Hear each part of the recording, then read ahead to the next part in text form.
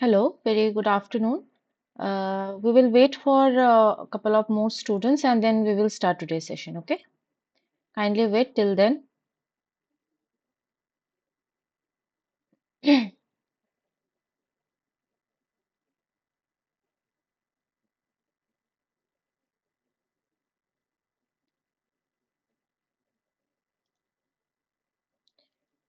We will start at 6 p.m. At sharp 6 p.m. So till then, please wait. Okay, do not leave the class. We will start shortly.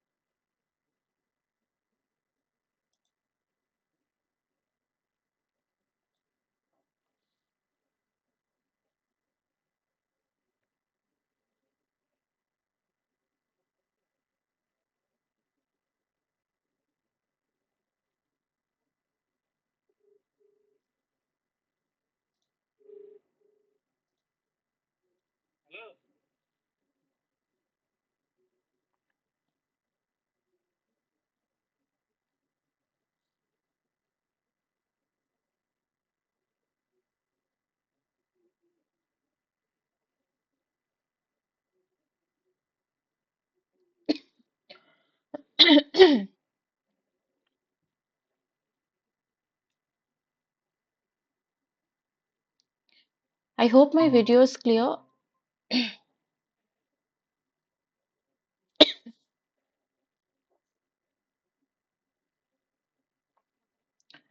Very good evening to the students who have joined. Please wait till it's 6 p.m. Then we will start today's session, okay?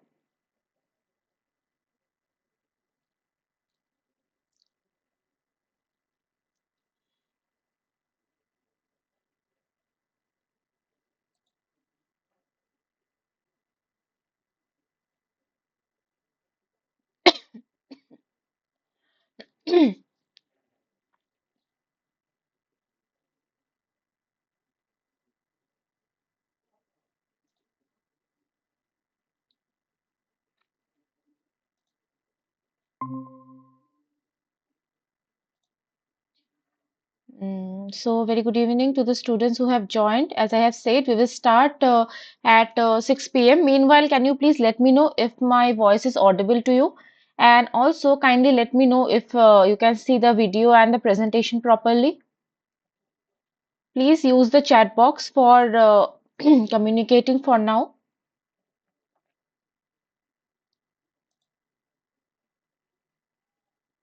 I hope I'm audible. Okay, thanks for confirming. And I hope the presentation is clear. Can you see the presentation and also can you see my video properly? If yes, please let me know.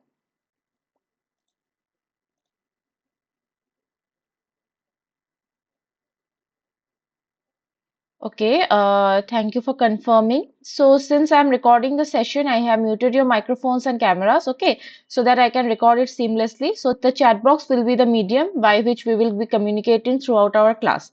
Okay, so please use the chat box while answering any question or anything. It's already 5:55 and we will wait for 5 more minutes and then we will start today's session. Okay, so kindly wait for 5 more minutes. Thank you.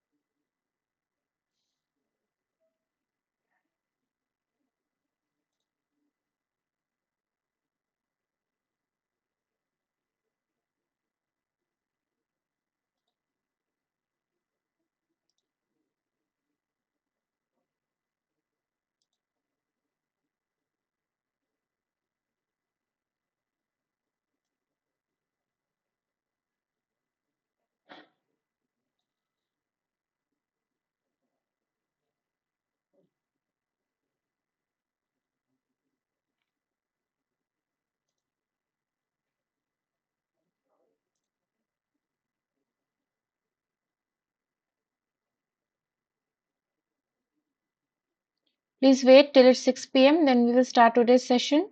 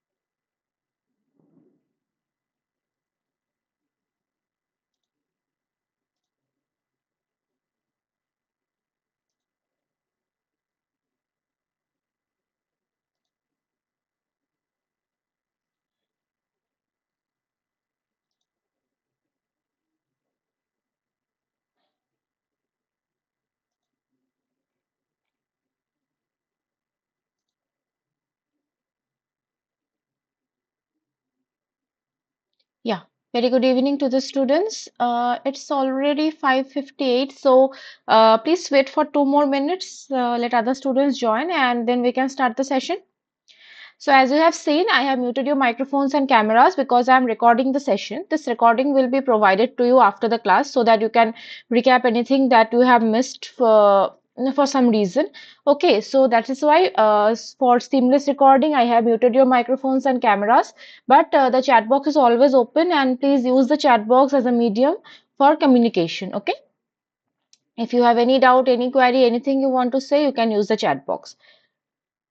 Today it is our first class, so first I will be giving you a brief introduction about myself and about the course and what we will be doing in this problem solving session. Okay, that will be first I will give you the overview, and after that we will move into the actual thing which we are going to do in our problem solving session. So I hope my voice is clear to all, and I hope the presentation, the PPT, it is visible to you, right? If not, if there is any issue, please let me know. Okay.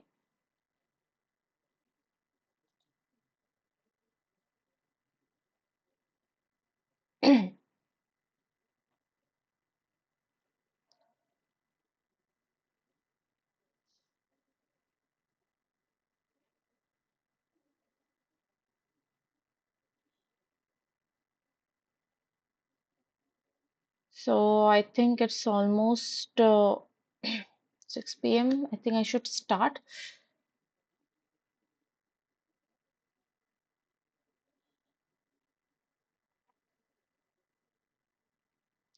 Okay, so it's 6 p.m. Let us start today's session. So, very good evening to all the students who have joined. My name is Mousumi Deb, and I'm a PMRF Research Fellow from the Department of Chemistry and Chemical Biology, IIT ISM Dhanbad. I'm your TA for this NPTEL SWAM course of the Medicinal Chemistry, and today it is our week one live session. So, this today it is our first live interaction session, and we will be having this type of live interaction session on every Monday from 6 to 8 p.m. Okay, and this all the sessions will be on Google Meet platform. The link will be same, the link that you have used for joining the class today. Every week you will be reminded by the NPTEL site to join the class with the link also. Okay, so try to join the classes properly. So before starting the session, let me clarify few things. Okay, I hope my voice is audible to you all and the video is also visible to you. I have muted your microphones and cameras so that I can record the session, and this recording will be provided to you. Okay. So I hope you can see the presentations slide right now. And if not, please let me know through the chat box. Okay. So as I have said, this is our week one live session for this NPTEL course of medicinal chemistry. So there will be a problem solving session every week, and for my classes it will be on every Monday from 6 to 8 p.m. Okay, these sessions are live on Google Meet platform, and this is the link.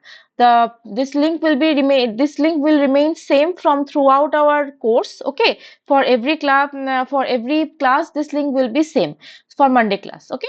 So the important point are there are few things. First, I have muted your microphones and cameras because I'm recording the session. So if there is any outside noise, it disrupts sometime. So that is why. But the chat box is always open, and you can post your doubts, your queries, everything through the chat box. Okay. If any network disruption happens from my side, please do not leave the session. I will try to rejoin as soon as possible, and the session is open. So if there is any network issue from your side, you can leave and you can rejoin at any time. There is no restriction on that. Okay, but please try to rejoin and please try to stay throughout the class. And if you cannot be there throughout the session, or there is any network issue or anything, so you don't have to worry, because I am recording the session, the class recording and the presentation, it will be given to you after the session, that day only or the next day. Okay, and if any doubt persists after the class, so if throughout the session, please use the chat box for addressing your doubts and queries. Okay. But if they in any doubt persist after class, you can drop an email to me. I will share my email ID at the end of the session. Okay, so you can email your doubt or your query via email also, and there is also a discussion forum in the SWAM portal. You can use that also.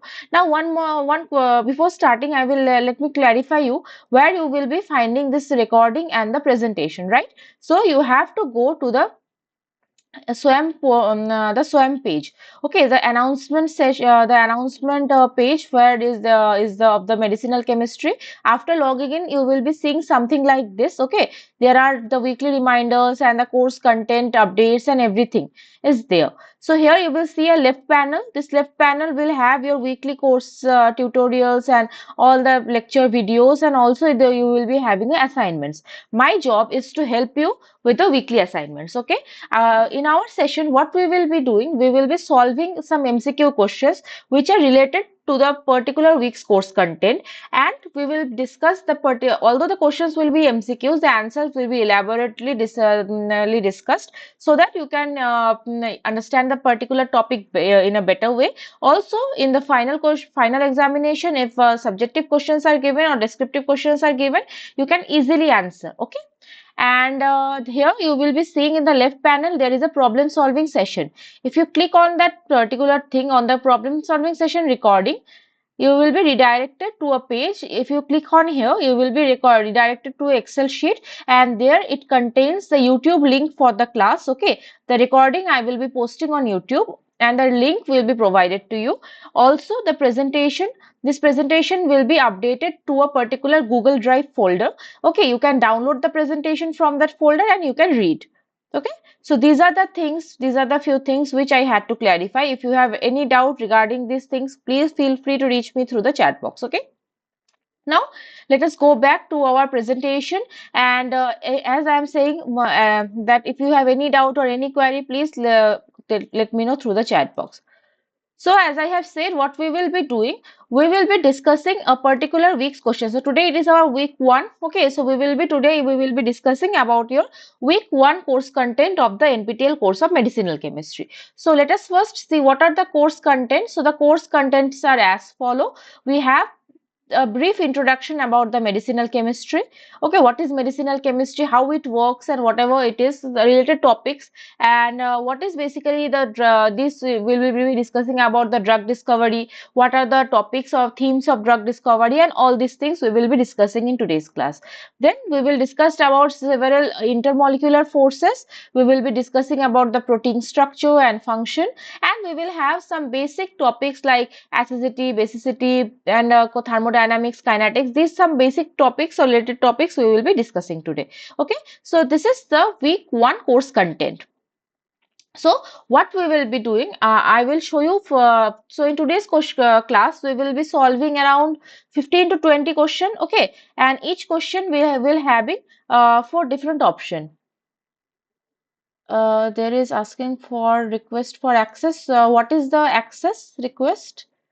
Where are you? I mean, the particular problem solving session material.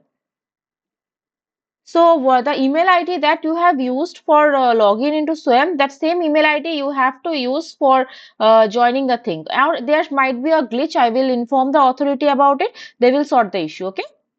But try to use the same email ID you have used for logging into SWAYAM. Okay. For registration, the email ID you have used, try to use that particular email ID. So that's the okay. So then there might be some glitch. I will inform the authority. They will sort the issue. Okay. So don't worry. I will inform them. They will sort the issue by this week. So if you have any doubt or any query, keep asking me through the chat box. Okay. So what we will be doing today, I will show you around 20 question. All questions will be MCQ questions. Okay. And the MCQ questions we will be having four different options. So what you have to do, you have to read the question carefully. You have to let me know via chat box A, B, C or D which of the following will be the correct answer for that particular question. Okay. After waiting for 2 to 3 minutes, I will check the chat box for the answers, and then I will show you the correct answer and we will discuss that particular topic in very detail. Okay. So answering in today's class, there will be no mark or any marking or negative marking. There won't be anything. Okay. But assignments are marked. So be careful while answering to the assignments. Okay. But in today's class, you can feel free and answer whatever you think is the correct answer. You can let me know. Okay. So let us start with the first question of today's session. Okay, let us see what is the first question and then let us move forward. So the first question of today's session is identify the correct order for the drug discovery program. Number one, target discovery. Number two, lead identification. Number three, lead optimization. Number four, hit identification. And number five, preclinical development. So what will be the correct order of this drug discovery program? Your options are number A, 1, 4, 2, 3, 5, or number B, 2, 1, 3, 4, 5, number C, 3, 4, 1, 2, 5, and number D, 1, 3, 4, 2, 5. What will be the correct order of the drug discovery program? Number one is target discovery, number two is lead identification, number three is lead optimization, number four is the hit identification, number five is the preclinical development. Okay. And your options are number A 1, 4, 2, 3, 5, number B 2, 1, 3, 4, 5, number C 3, 4, 1, 2, 5, and number D 1, 3, 4, 2, 5. So what will be the correct answer for this question number one? A, B, C or D? Read the options carefully. See what is the things are there here. Read and then let me know what will be the correct answer for this problem number one.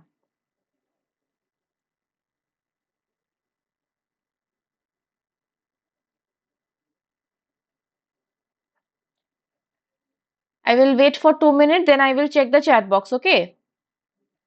I want all of you to answer. Even if your answer is wrong, it does not matter since we do not have any marking. But Now, while you are answering, then I will understand that if you are following the class or not. So that is why answering is very important.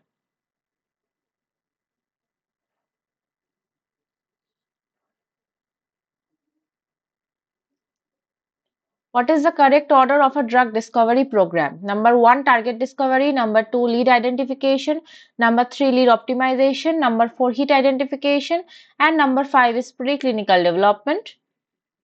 Your options are number A, 14235, number B, 21345, number C, 34125, and number D, 13425. One more minute, then I will check the chat box.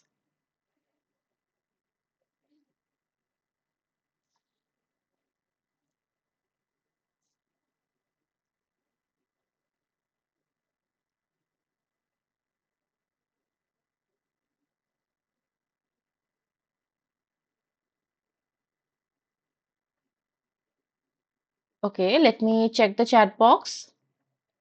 Let's see how many answers I have got and how many of them are correct. Number D, A, number B, number A, number C. Okay, number A, B, C. So I think number A, number B are have the maximum answer, and I have got one number D, and also I have got one number C. Okay, good. Most of you have answered. Let me now check which of the following is the correct answer for problem number one. Okay, then let us discuss about it. So the correct answer will be, it is number A. Okay. So first is number one is the target discovery, then followed by the hit identification, followed by the lead identification, then we will having the lead optimization, and then we will be having preclinical development. So this is the correct order. Okay. Now let us discuss the first let us understand what is drug discovery program and what is the relationship between this drug discovery program and medicinal chemistry. So basically chemistry is what we know is building up the molecule. Okay, so there are various aspects of molecule, but in a layman term, if we have to say what is chemistry, what you understand that is the molecule making the bond, making the molecules. Okay, so that is the chemistry. So what is the medicinal chemistry? What is the purpose of this particular area of chemistry? Is to develop molecules for a purpose which will is related to the health issues or the medicinal purposes. Okay, the compound which we are developing or the compound which we are making, that must have some kind of biological effect or some kind of medicinal effect towards the towards our body or any kind of disease or anything. Okay, so that is the purpose of medicinal chemistry. And what is a drug discovery program? So drug discovery program, it is a very broad aspect, but it is a very complicated and multi-step thing. Okay, so from the laboratory, a compound which you are discovering to go to the market as a drug, this is a very huge process, and not only it is a very huge process, it is a very time taking and also very costly a process. Okay, so what are the various steps? So this is only the first few step of the drug discovery program. Okay, so this is up to the preclinical development. So this is the journey. So first is the target discovery or target validation. Okay, so first you have to associate a particular target with a particular disease. Now let's say we have a disease called cancer. We all very familiar with cancer. We have heard of heard of cancer, and we know that there are different types of cancer and so on. But what is the target? What is the target? What is the targets? What are the enzymes of our body? What are the biological pathways in our body that has to be targeted for developing an anti-cancer drug is known as the target discovery or target validation. There are several enzymes which are very important, or there are several receptors which are very crucial, or the several different other biological pathways that are very crucial for discovering handling cancer. Okay, so a particular disease can have multiple targets. For example, cancer can be also the cancer or anti-cancer drugs. This can be developed by inhibiting a particular enzyme. Let's say kinase enzyme. So kinase inhibitors are one kind of compound that tackles cancer. Also, we have some enzymes called topoisomerase that also can help to by inhibition of those enzymes also can help to cure cancer. So these are the different target. Different target means different enzymes or biological pathways in our body that is associated with the cancer. So first step is to optimize or validate a particular target or choose a particular target for moving forward. Okay, let's say you are trying to develop an anti-cancer drug, but you cannot work on multiple targets. First you have to fix the target. First you have to must fit a biological pathway that you want to work on, and then you have to validate the thing. Yes, this might work. Okay, there are result, previous result or marketed drug on the same enzyme or the biological pathway. That has to be done in the target discovery and validation. Then we have the hit identification. This can be done by protein modeling, virtual screening, and library enumeration. So there are several terms which you may find that are known that are new to you. You do not understanding the particular terms properly. You don't have to worry. This is only the beginning. This is only the first class. In our entire course, we will be we will be talking about these terms, these things repeatedly. Okay, so you don't have to worry about not understanding a particular point or not understanding a particular thing. I will suggest you several books on medicinal chemistry also. Reading the books are also important. So at the end of the session, I will suggest you a book also. The PDF is available. You can download the PDF and you can read, okay, for better understanding. Then we have the lead identification.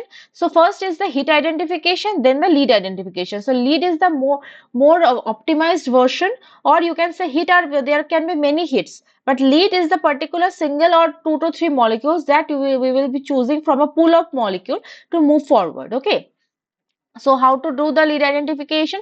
There are several techniques like scaffold hopping, binding mode prediction, physical chemistry property prediction, synthesis planning, in silico admit. Okay, and what is admit, what is in silico? These things I will be discussing one by one in our upcoming sessions and today's sessions also. So you don't have to worry. Then we have to do the lead optimization by multi-parameter optimization, prediction of DMPK endpoints, generation modeling, PKPD and PBPK modeling. Then we have the preclinical development where dose prediction happen and translation biomarker discovery happen. So up to this is what happens in the laboratory.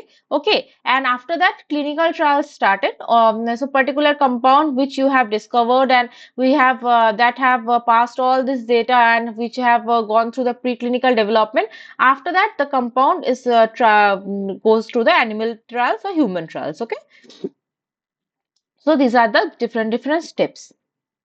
So pharmaceutical companies tend to concentrate on developing drugs for a disease which are prevalent in developed countries and aim to produce compound with better properties than the existing drugs. A molecular target is chosen which is believed to influence a particular disease when affected by a drug. The greater the selectivity can be achieved, the less chance of the side effects. A suitable bioassay must be devised which will demonstrate whether a drug has the activity against a particular target. Bioassays can be carried out in vitro or in vivo, usually a combination of test use. HTS, or this is known as the high throughput screening, involves the miniaturization and automation of the in vitro, and such as the large number of tests can be carried out in short period of time. Compounds can be tested for the affinity on a macromolecular target by NMR spectroscopy. The relaxation times of the ligands bound to the macromolecule are shorter when they are unbound. SPR, SPI, ITC are the virtual method for detecting ligands. Virtual screening can be used to identify compounds most likely to achieve experimental screening. So, as I was discussing about the drug discovery, we have a very important thing which is the lead. Lead identification and lead optimizations are very important. So, what is the lead molecule? A lead compound is a structure which shows a useful pharmacological activity and can act as a starting point for the drug design. Natural products are rich in source of the lead compounds. The agent responsible for the biological activity of a natural extract is known as the active principle. Lead compounds have been isolated from plants, trees, microorganisms, animal venom, and toxins. A study of medical folklore indicates that plants and herbs which may contain novel lead compounds. Lead compounds can be found by screening synthetic compounds obtained from combinatorial synthesis and other sources. Existing drugs can be used as a lead compound for designing novel structure for a same therapeutic area. Alternatively, the side effects of an existing drug can be enhanced to design novel drugs for a different therapeutic area. Okay. So these are the few things about the lead compounds and about the drug discovery program.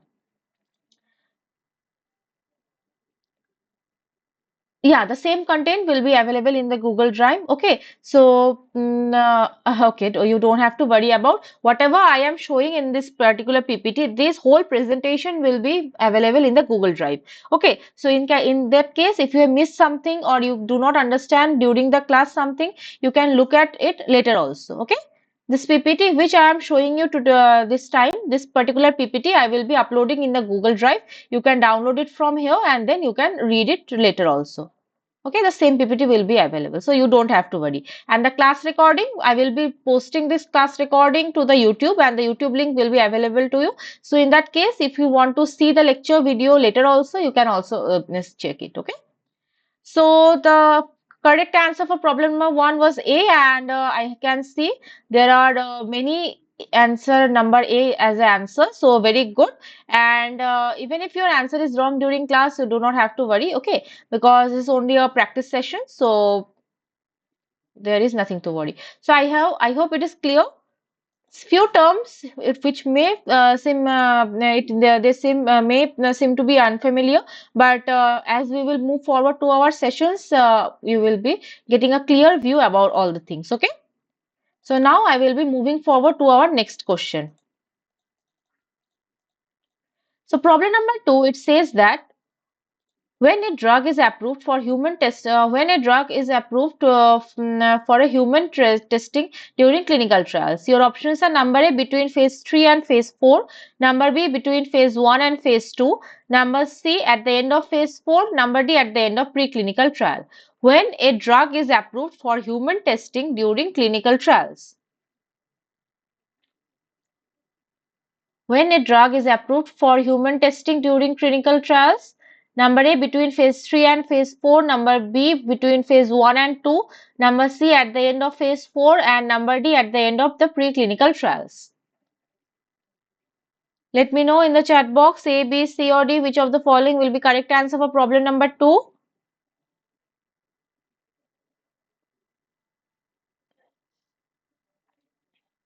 I will wait for a minute, then I will check the chat box, okay?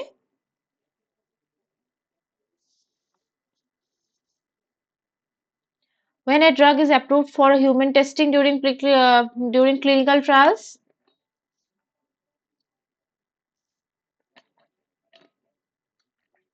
whatever we have seen in our last slide, the particular chart which that is the initial stages of the drug discovery. Okay.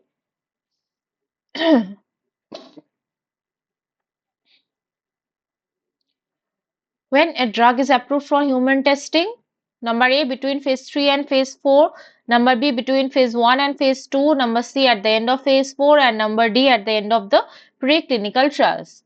Which of the following will be the correct answer for problem number 2?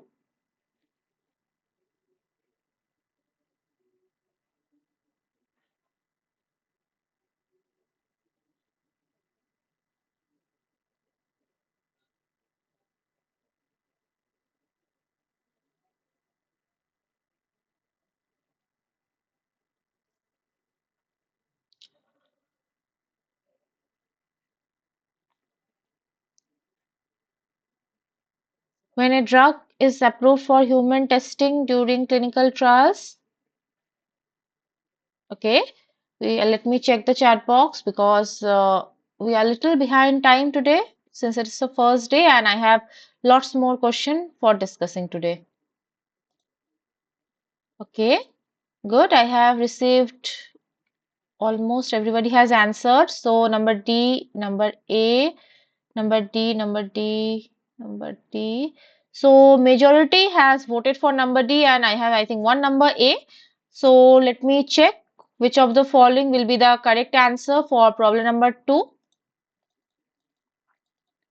So a drug is approved for the human testing during clinical trials. The correct answer will be yes, very good. it is number D at the end of the preclinical trial. So in our last slide, we have seen that the steps like the target discovery, hit identification, lead modification, optimization, followed by preclinical development. In during this preclinical development, actually the animal testings happen. Okay, now, the compounds are tested on the various animal models to ensure their selectivity, toxicity, and all the issues. And after that, at the end of the preclinical trial, a compound is approved for the human testing. Okay, so clinical trial process, yes, it is very lengthy.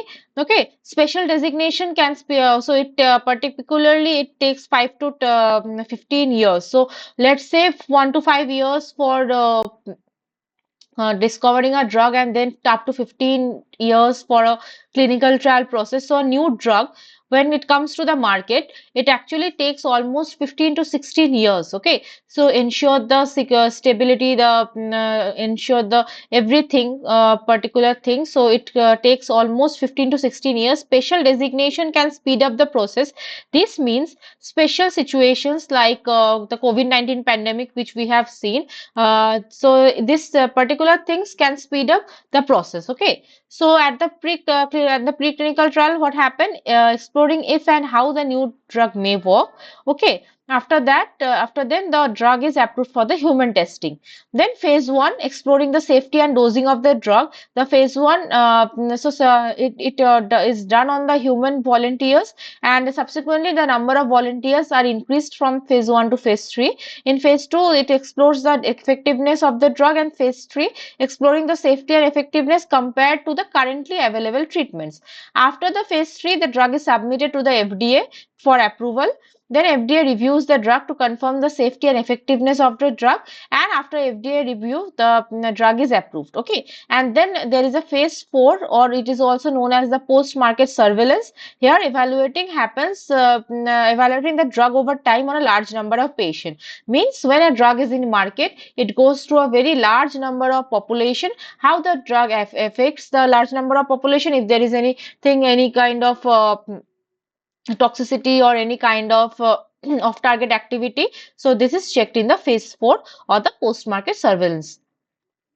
So preclinical trials are the final stage of the research conducted for before a new drug, a device, or a medical treatment is tested on human volunteers. As of 2026, the primary goal of this phase remains to determine whether a candidate is safe and biologically active enough to justify the risks and cost of the human clinical testing.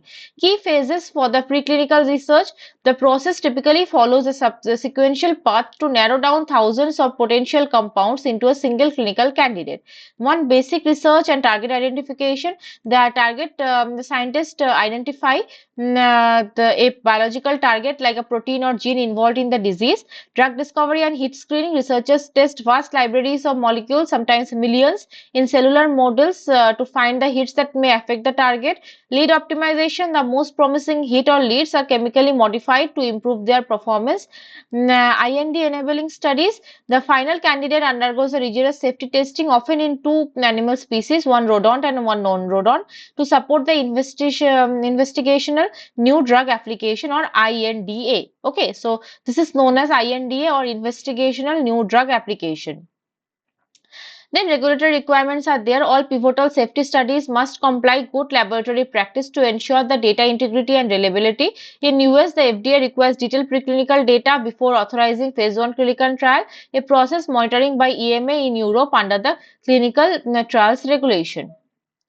Core testing areas: pharmacokinetics, ADME, evaluating how the body absorbs, distributes, metabolize, and excretes the drug. Pharmacodynamics, studying drugs' effect on body and mechanism of action. Toxicity testing, assessing acute and chronic toxicity as well as potential for causing cancer, oncogeneity, birth defect, teratogenicity, or genetic damage or mutagenicity. The preclinical landscape is defined by shift towards the human relevant to animal free model. So these are the organ on a chip. The microfluid device use living human cells to mimic the physiological functions of the organs like lungs, liver, heart, providing more accurate prediction than the traditional animal models.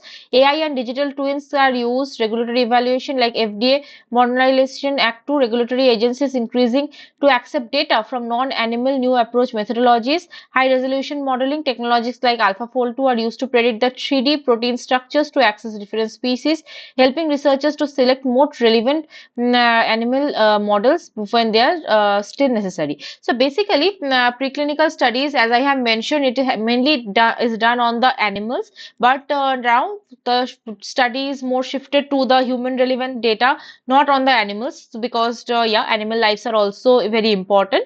So these are the changes what are happening right now because of AI and more sophisticated research.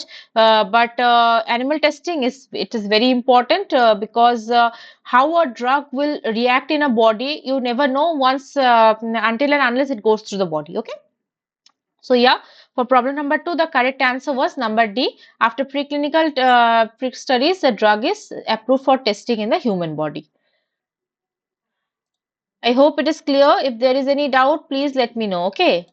Whenever you feel there is any doubt or you do not understand a point or anything, please let me know. I will try to answer your question within class or if I do not get any time, I will surely answer your queries via email. Okay.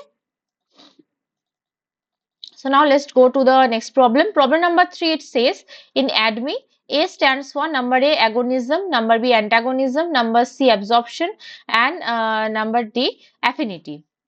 I think it is very easy question and I know all of you can answer it correctly. In ADME, A stand for agonism, antagonism, absorption or affinity. I will only wait for a minute, then I will check the chat box. Okay. What does A stands for in ADME? Agonism, antagonism, absorption or affinity?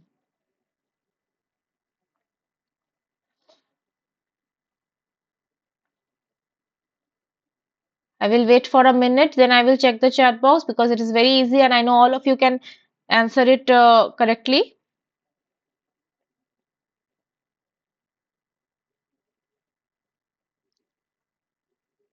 What does A stands for in ADME?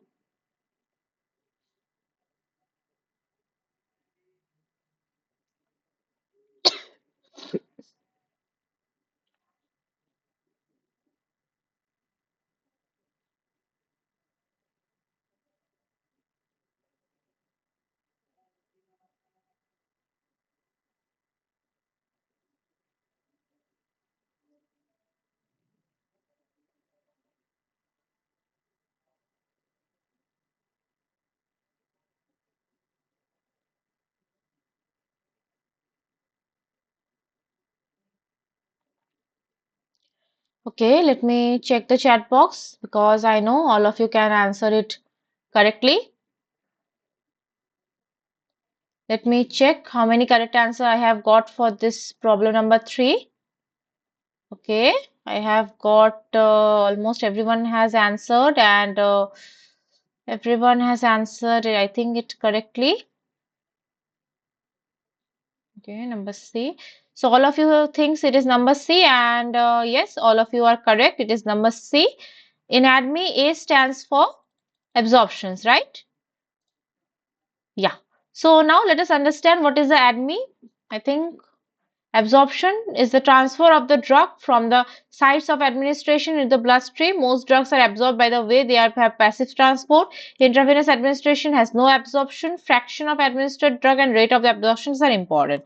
So basically, these all are related to the pharmacokinetics. Now, what is the pharmacokinetics? In a simple, very simple word, the way I remember what is pharmacokinetics and what is pharmacodynamics, because when I was reading about medicinal chemistry, I was very new to the subject.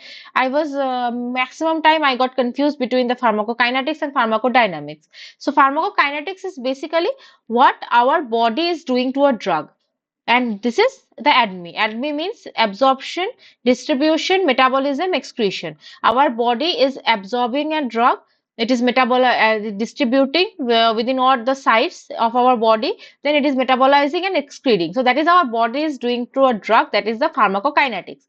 And pharmacodynamics is what the drug is doing to our body, the effects of the drug in our body, that is known as the pharmacodynamics. Okay, so first is the drug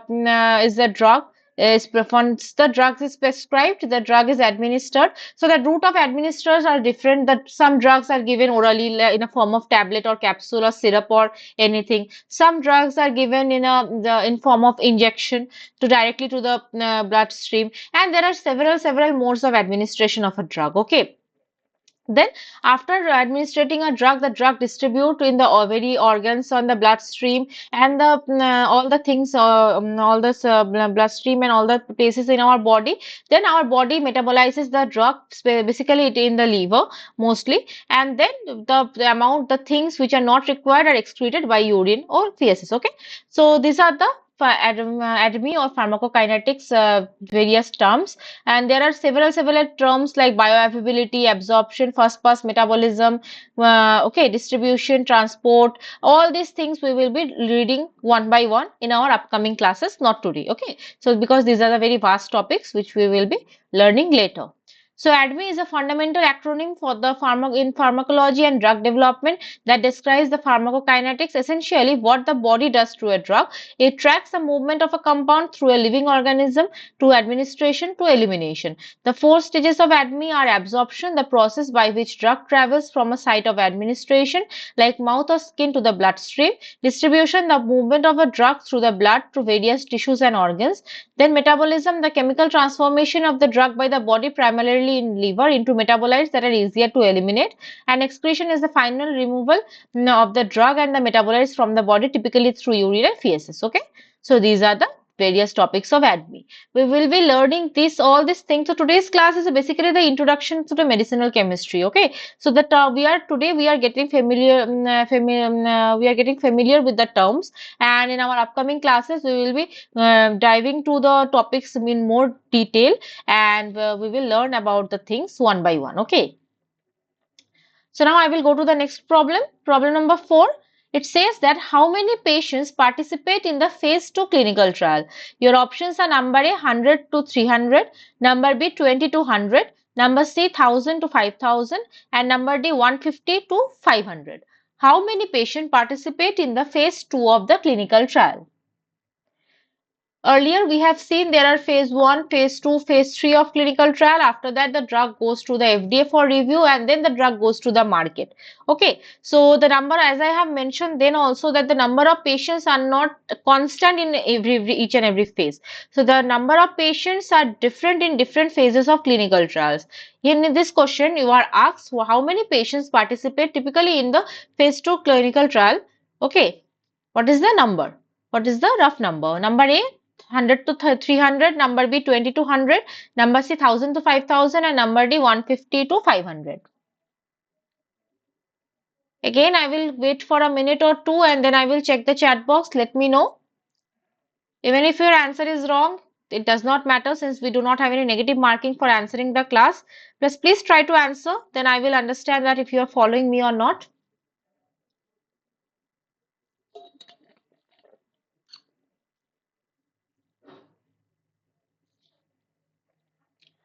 How many patients participate in phase 2 clinical trial?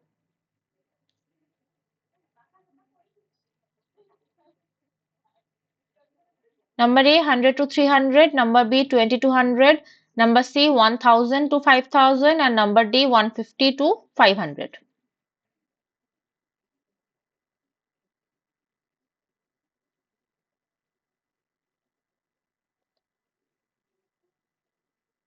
What is the rough number of the patients in phase 2 clinical trial?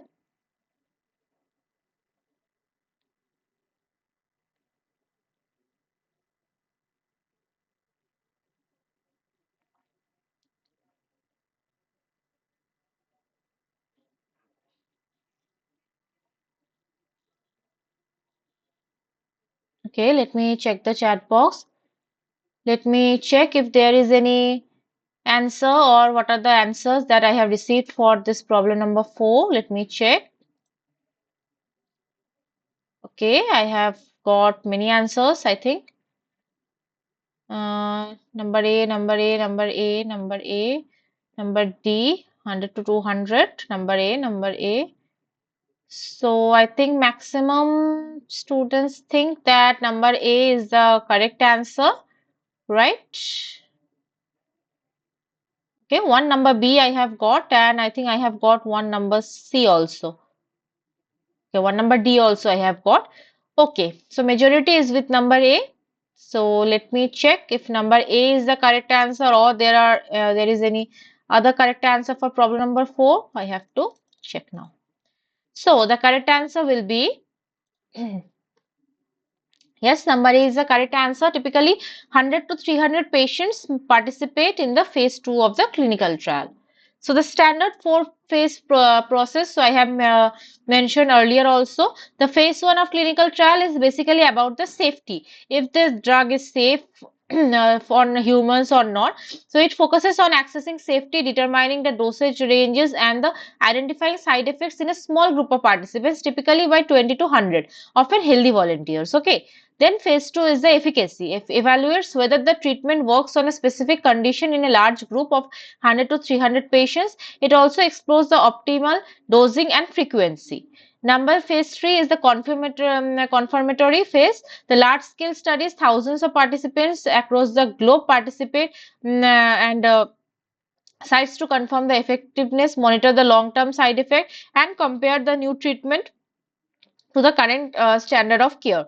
And number 4 is the post marketing, occurs in the regulatory after the regulatory approval to monitor the treatment's performance and long term effects on the general population. Okay, so these are the number of patients and what happens in each and every steps of the clinical trial. This is it. Okay, so yes, number A was the correct answer. Very good. Now I will move to the next problem. Problem number 5 says, which of the following statements is true regarding the peptide bond formation? Your options are: number A, the peptide bond is not planar in nature. Number B, the carbon nitrogen bond is purely single bond in nature. Number C, the cis form is more sterically favored than the trans form. And number D, cis conformation is favorable only when proline is present. Which of the following statement is true regarding the peptide bond formation? So till now we were discussing about the drug discovery and the regulatory affairs and the things. So now we have moved toward a more fundamental topic, which is the peptide bond formation and proteins. Okay, so read all the options carefully, because whenever there is a true false or the correct incorrect kind of question, I have seen students make easy mistakes. Okay, but that is why I want all of you to read the options carefully and then answer the question. Which of the following statements is true regarding the peptide bond formation? Your options are: number A, the peptide bond is not planar in nature. Number B, the carbon nitrogen bond is purely single bond in nature. Number C, the cis form is more sterically favored than the trans form. And number D, cis conformation is favored only when proline is present. I will wait for 2 minutes, then I will check the chat box. Okay. Read all the options very carefully and then try to answer which of the following statement is true regarding the peptide bond formation.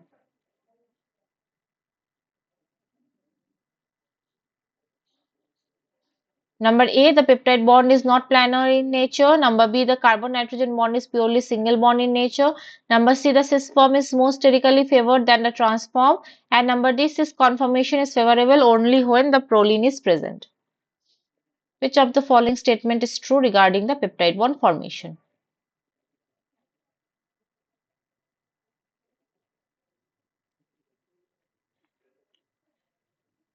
I will wait for another minute, then I will check the chat box. Okay.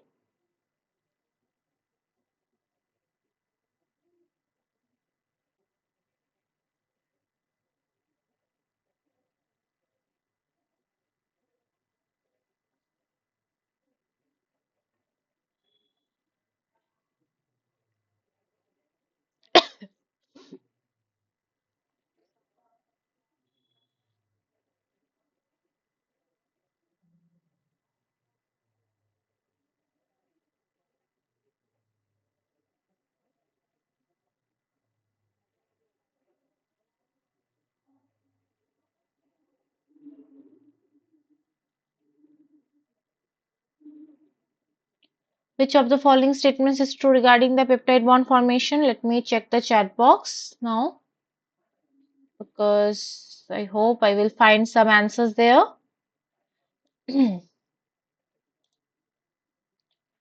Okay, I got several answers. One, number A, number A, number A, number D, number A, number B, number B, number D, number D, number D, number D. So I have got several number D's, one or two number B, and several number A's also. Okay. Now let me check which of the following will be the correct answer because I have a mixture of three different options. Majority is toward either number A or number D. So let me now check the chat box and let us discuss about a peptide bond formation, about the nature of the peptide bond. The correct answer is number D. The cis conformation is favorable only when proline is present. Now let us understand what is the peptide bond and what is the nature of peptide bond, all the thing. Okay. So this is basically the peptide bond. So peptide bond is basically the bond between two different amino acid. So what is the amino acid? Amino acid we all know. I hope we all know. If you do not know about amino acid, that is also fine. We will be discussing it. Okay. So basically, amino acid is the basic or the particular building block of the protein. Okay. So we have in our body different amino acid. I think we have all learn about the essential amino acids and non-essential amino acids. Okay, these are not in very detail in our course. So I think we will be discussing about more about the essential, non-essential amino acids and these things at the end of our course. Like in our summary session, we give you a brief overview about these things. These are not directly involved in your course, but I think you should know all these things. Okay, so I will be giving you a brief about these things at the end, hopefully. Okay, so the amino acid is basically is this structure. Okay, so we have a amine group and we have a carboxylic group with a particular and then we have a R and R dash. Okay, so these groups are different for different amino acids. Okay, so this is known as the alpha amino acid. So as you can see, this particular amino acid, in the case of amino acid, this carbon is the alpha carbon. Okay, of this particular amino acid, and this one carboxylic group of one amino acid reacts with the amine group of another amino acid to form a particular amide peptide bond. Okay, so this is the no, let me erase these things. Okay, because I think it won't look good. So as you can see, one amino acid, one amine group of one amino acid reacts with the carboxylic group of another amino acid, okay, and forms the particular amide bonding or peptide, which is known as peptide bond because it is in the protein. So this is the primary structure of protein. The R1, R2, R3 are different for amino acid side chain. Okay, so this amino acid, this particular peptide bond is planar in nature. So number A is not true or it is a false because it says that peptide bond is not planar, but the peptide bond is planar because this amide bond, it is the planar. This carbonyl carbon, this NH, all are this in a same plane. This bluish plane, as you can see, this is in a same plane. Okay. So now the second statement, which says that carbon nitrogen bond is purely single bond in character, this is also false because the planar peptide bond, the bond rotation is allowed for this bond and this bond only. Here nitrogen can donate the lone pair to this carbon nitrogen bond and the resonance can happen like this way, and the carbon nitrogen bond gets a double bond character also. Okay, so the statement number 2, which says that this particular bond is a purely single bond character, it is also incorrect. Okay, also you can see this side chains, this R groups are here, R and R dash are different from two different amino acid. So when these groups are opposite to each other, this is the trans conformation, which is the favorable conformation. And if the R groups are at the same position and this cis position, so as you can see this cis conformation, so this is unfavored because of the steric hindrance between these two group. Okay, so the number 3 point, which says the cis form is more sterically favored than trans form, this is also incorrect. Okay, So the peptide bond in proteins is a planar in nature as a result of the resonance shown in the structure to figure 2.3. This one. This gives the peptide bond a significant double bond character which prevents the rotation. As a result, the bond rotation in the protein backbone is only possible when the bonds on either side of the peptide bond like this on this, and this has a very important consequences in the tertiary structure. There are two possible conformation of the peptide bond, trans conformation at one that the normally present in the protein, and cis conformation has a steric clash between the residues. However, a cis conformation is possible when the peptide bond is next to is the proline residue. Okay, so the proline is a only amino acid which allows this cis conformation because it is a imine amino acid. It has a cyclic structure, that is why it allows this cis conformation, but not other amino not other any other amino acid. Okay, so remember this thing. This is a very simple but yet very crucial point. Okay. So the correct answer for this problem number 5 was number D. I think many of you have answered number D also, and there was some confusion between number D and number A. So actually the peptide bond is planar in nature. So number A is not true. Okay. So now I will move toward the next problem. So problem number 6 says what are the primary stabilizing forces of the alpha helix or beta sheet structure. Okay, so number A, hydrophobic interaction, number B, hydrogen bonding interaction, number C, covalent interaction, and number D, disulfide bonding. So the question is, I think there is a little mistake, so it will be what is. Okay, what is the primary stabilizing forces forces of the alpha helix and beta sheet, not or. Okay. What is the primary stabilizing force of the alpha helix and beta pleat structure? Your options are number A, hydrophobic interaction, number B, hydrogen bonding interaction, number C, covalent interaction, number D, disulfide bond. Again, it's very easy. I will wait for a minute, then I will check the chat box. Okay.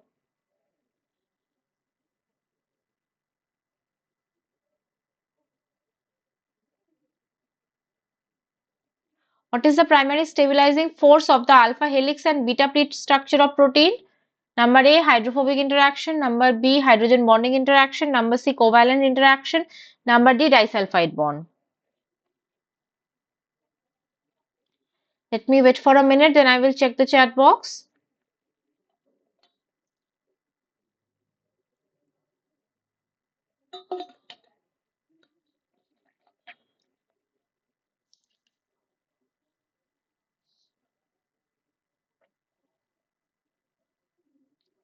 What is the primary stabilizing force of alpha helix and beta pleat structure?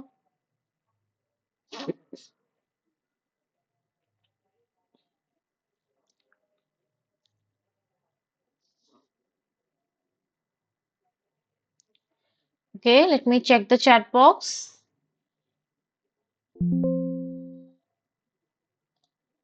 I hope to find many answers there. Okay, number B, number B, number B, number D, number B. Okay, the majority is with number B. I think I have only one number D. Otherwise, all of you think number B is the correct answer. Now let me check if number B is the correct answer or is there any different answer for the question number 6. So the correct answer will be yes, very good. Hydrogen bonding interaction is the primary stabilizing force of the alpha helix and beta pleat structure.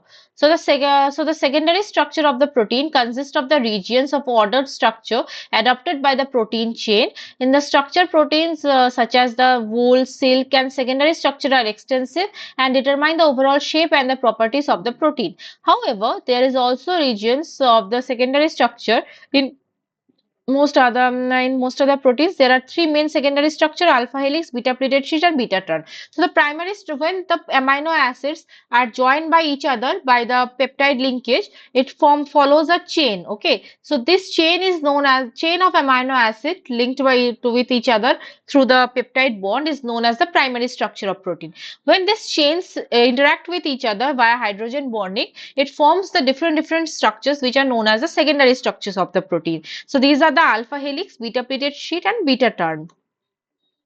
Alpha helix. Okay, let me just 1 second.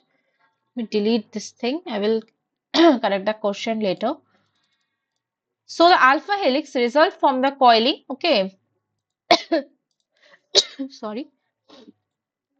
The alpha helix results from coiling of the protein chain such that the peptide bonds are making up to the backbone are able to form the hydrogen bonds between each other. These hydrogen bonds are directed along the axis of the helix as shown as this figure. So as you can see, this is the your particular primary chain, and when this chain are interacting with each other with hydrogen bonding like this, it forms a helix. The side chains of the component amino acids stick to the right angle to the helix. As you can see, if this is the right angle, this is the helix. If you can imagine imaginary axis here, so as you can see, the amino acids are at the right angle with the side chains at the right angle with the axis of the helix, thus minimizing the steric interaction and further stabilizing the structure. Other less common types of helixes are in the protein such as the 310 helix was more stretched on than the ideal alpha helix, and pi helix which is more compact and extremely rare. Okay, so as you can see, this is the alpha helix backbone, this is the hydrogen bonding between the peptide chain, and this is the position of the side chains. Then we have beta pleated sheet. The beta pleated sheet is a layering of the protein chains one top of another, and here too structure is held together by hydrogen bond between the peptide chain. The side chains are situated at the right angle with the sheet, again minimizing the steric interaction. The chains of the beta sheet can run opposite direction, antiparallel or the same direction. So as you can see, this follows a sheet, and here the hydrogen bonding are shown in this like a blue dash, and here up this particular side chains are above the beta pleated sheet or below the beta pleated sheet to minimize the steric interaction. And also we have a beta turn, which is the looks like this beta turn, showing hydrogen bonding between the first and third peptide bond. So when there is a hydrogen bonding between the first and third peptide bond of particular chain, it forms a beta turn. Okay, so these are the different secondary structures of protein which are stabilized by the hydrogen bonding interaction. Okay, now I will move to the next problem. Problem number 7, it says that in the primary metabolism in our body, proteins are controlled by dash. You have to fill in the blanks. Your options are number A carbohydrate, number B nucleic acid, number C lipids, and number D enzymes. So you have to identify that proteins are controlled by what in the primary metabolism of our body. Again, I will wait for a minute and then I will check the chat box. Let me know A, B, C or D, which of the following you think is the correct answer for problem number 7. In the primary metabolism of our body, proteins are controlled by which of the following? Carbohydrate, nucleic acid, lipids or enzymes?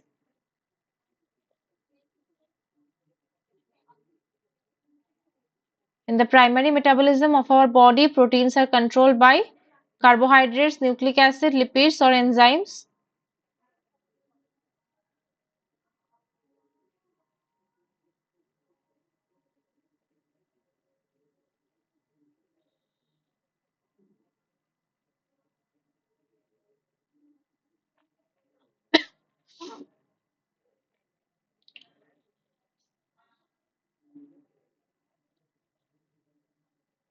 In the primary metabolism of our body, proteins are controlled by carbohydrates or nucleic acids or lipids or enzymes. Identify the correct answer. Let me know in the chat box A, B, C or D, which of the following you think is correct answer for problem number 7. After a minute, I will check the chat box and then I will discuss the topic. If you have any query or any doubt for any question, you can let me know through the chat box. Okay. I will try to answer it then on there, or if the time does not permit, I will answer your query via email also. At the end, I will share my email ID and also I will share you the name of the book which you can follow for this course of medicinal chemistry, which will be beneficial for you. Okay.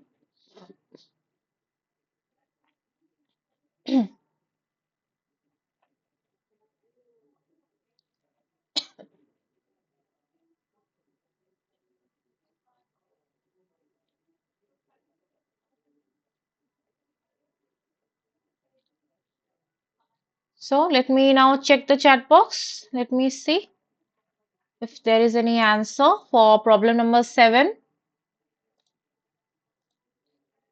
Okay, I think I have got many answers. Number D, number D, number D, number D, number B, number D. Disulfide bond, I will be discussing about this topic. I think not in today's class, in upcoming class, I will be discussing about the disulfide bond. Okay, it is a it is a little bit vast topic, so I will be discussing it later on. I will remember because I have made the particular slide, I remember, but not today. I will discuss it later when the time comes. Okay. Okay, so majority I have seen the answers are D, one number B. Okay, now let me go to the slide. Let me check what is the correct answer. Majority, I think, have voted for number D. So let me check if number D is the correct answer or not. Okay, since you have asked, I will just give you a little brief about the disulfide bond. What is disulfide bond? I will discuss it in later. I just wanted to discuss it later, but okay. So you know we have an amino acid known as the cysteine, and the cysteine has a thiol function group. Okay, like this. So if you go to the see the structure of cysteine, you will have it has a SH functional group. Okay, and this R, let's say R represents the rest of the amino acid, and it has a SH group. So when two cysteines come together, okay, then what happens? They react and they form something which looks like this: sulfur bond, sulfur, and this. When two cysteine residues are there, this type of bond is formed between two thiol groups react and they form this kind of bond. This is known as the disulfide linkage. Okay. I will discuss about this disulfide linkage later also, but since you have asked, I thought to give you an overview about it. But don't worry, I will be discussing about this in detail later. Okay.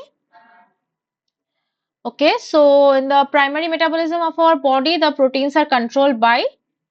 The correct answer is number B. I think I have number B. One I have seen there was in the chat box number B. So nucleic acids they actually control proteins, not enzymes. Enzymes are basically made of the protein. So the enzymes they cannot control the proteins. Proteins are the basic things, okay, and enzymes are one type of protein.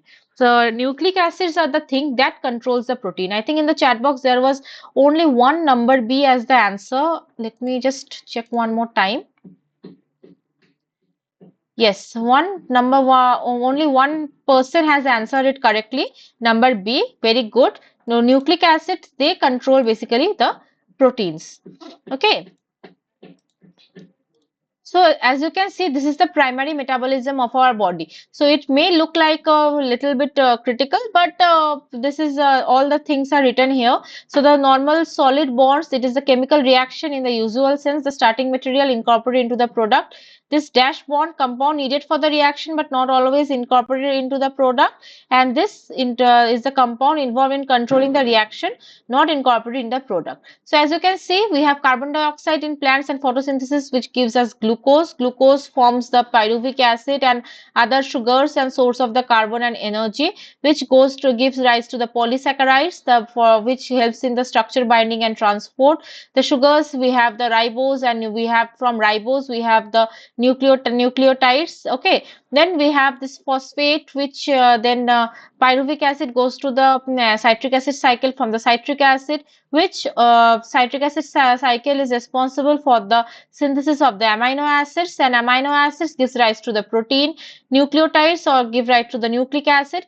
This nucleic acid they basically controls the protein, and protein they controls the all chemical reaction in our body as the form of the enzymes. Okay, protein in the form of the enzyme they control all the chemical reactions of our body, but the proteins are itself controlled by the nucleic acid. How it is happens, or the things we will discussing in our upcoming classes when we will be discussing about the central dogma of the molecular biology, means the translation, transcription, and the reverse transcription. All the things when we will be discussing, you will be having a clear view about these things. Okay, the nucleic acids, they store the genetic information and they control the protein which has the structure and catalysis, and by via enzyme they control all the living reaction in our body. Okay. So amino acid versus nucleic acid. Nucleic acid is the complex organic molecule such as the DNA, RNA made up of the many nucleotides linked in the long chain. Amino acid is a simple organic molecule which contains both carboxylic and amino group. Nucleic acid is a polymer. Amino acid is a monomer. Monomer of the nucleic acid is a monomer is a nucleic acid. Okay, so basically nucleic acid, it is the DNA and RNAs are the nucleic acid. So these are the polymers of the so the monomer is nucleic acid, but the DNA, RNA, these are the polymer, and amino acid itself is a monomer, and the polymer is the protein. These are made up of the carbon, hydrogen, oxygen, nitrogen, and phosphorus. And this amino acids are made up of carbon, hydrogen, nitrogen, and sulfur. Okay, sulfur is present in amino acid, not in the nucleic acid, whereas phosphate is present in the nucleic acid, not in the amino acid. But carbon, hydrogen, oxygen, nitrogen are common. Made up of the pentose sugar, nitrogen base, and phosphate group, the nucleic acid. Amino acid contains carboxylic group and amino group. Nucleic acid, phosphodiester bonds occur, peptide bonds occur in amino acid. DNA, RNA are two type of nucleic acid. Proteins are made up of 20 amino acid, synthesized inside the cell by DNA replication and transcription. And amino acids either synthesized or obtained from the diet. The nucleic acids store genetic information of the cell and are involved in the synthesis of functional proteins. New amino acid used in the translation of mRNA as a building block of the proteins. So these are the differences between the nucleic acid and the amino acid. Okay. So in the primary metabolism of our body, proteins are controlled by nucleic acid. Remember this thing. Now I will go to the next problem. Identify the correct statement. Number A, in the interior of a globular protein, histidine will be present. Number B, valine will stay in the interior of a globular protein. Number C, serine is a non-polar amino acid. And number D, alanine is a hydrophilic amino acid. Which of the following statement is correct?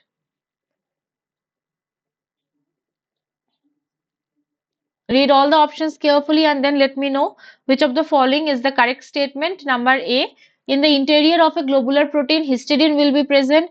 Number B, valine will stay in the interior of a globular protein. Number C, serine is a non-polar amino acid. And number D, alanine is a hydrophilic amino acid. Which of the following statement is correct?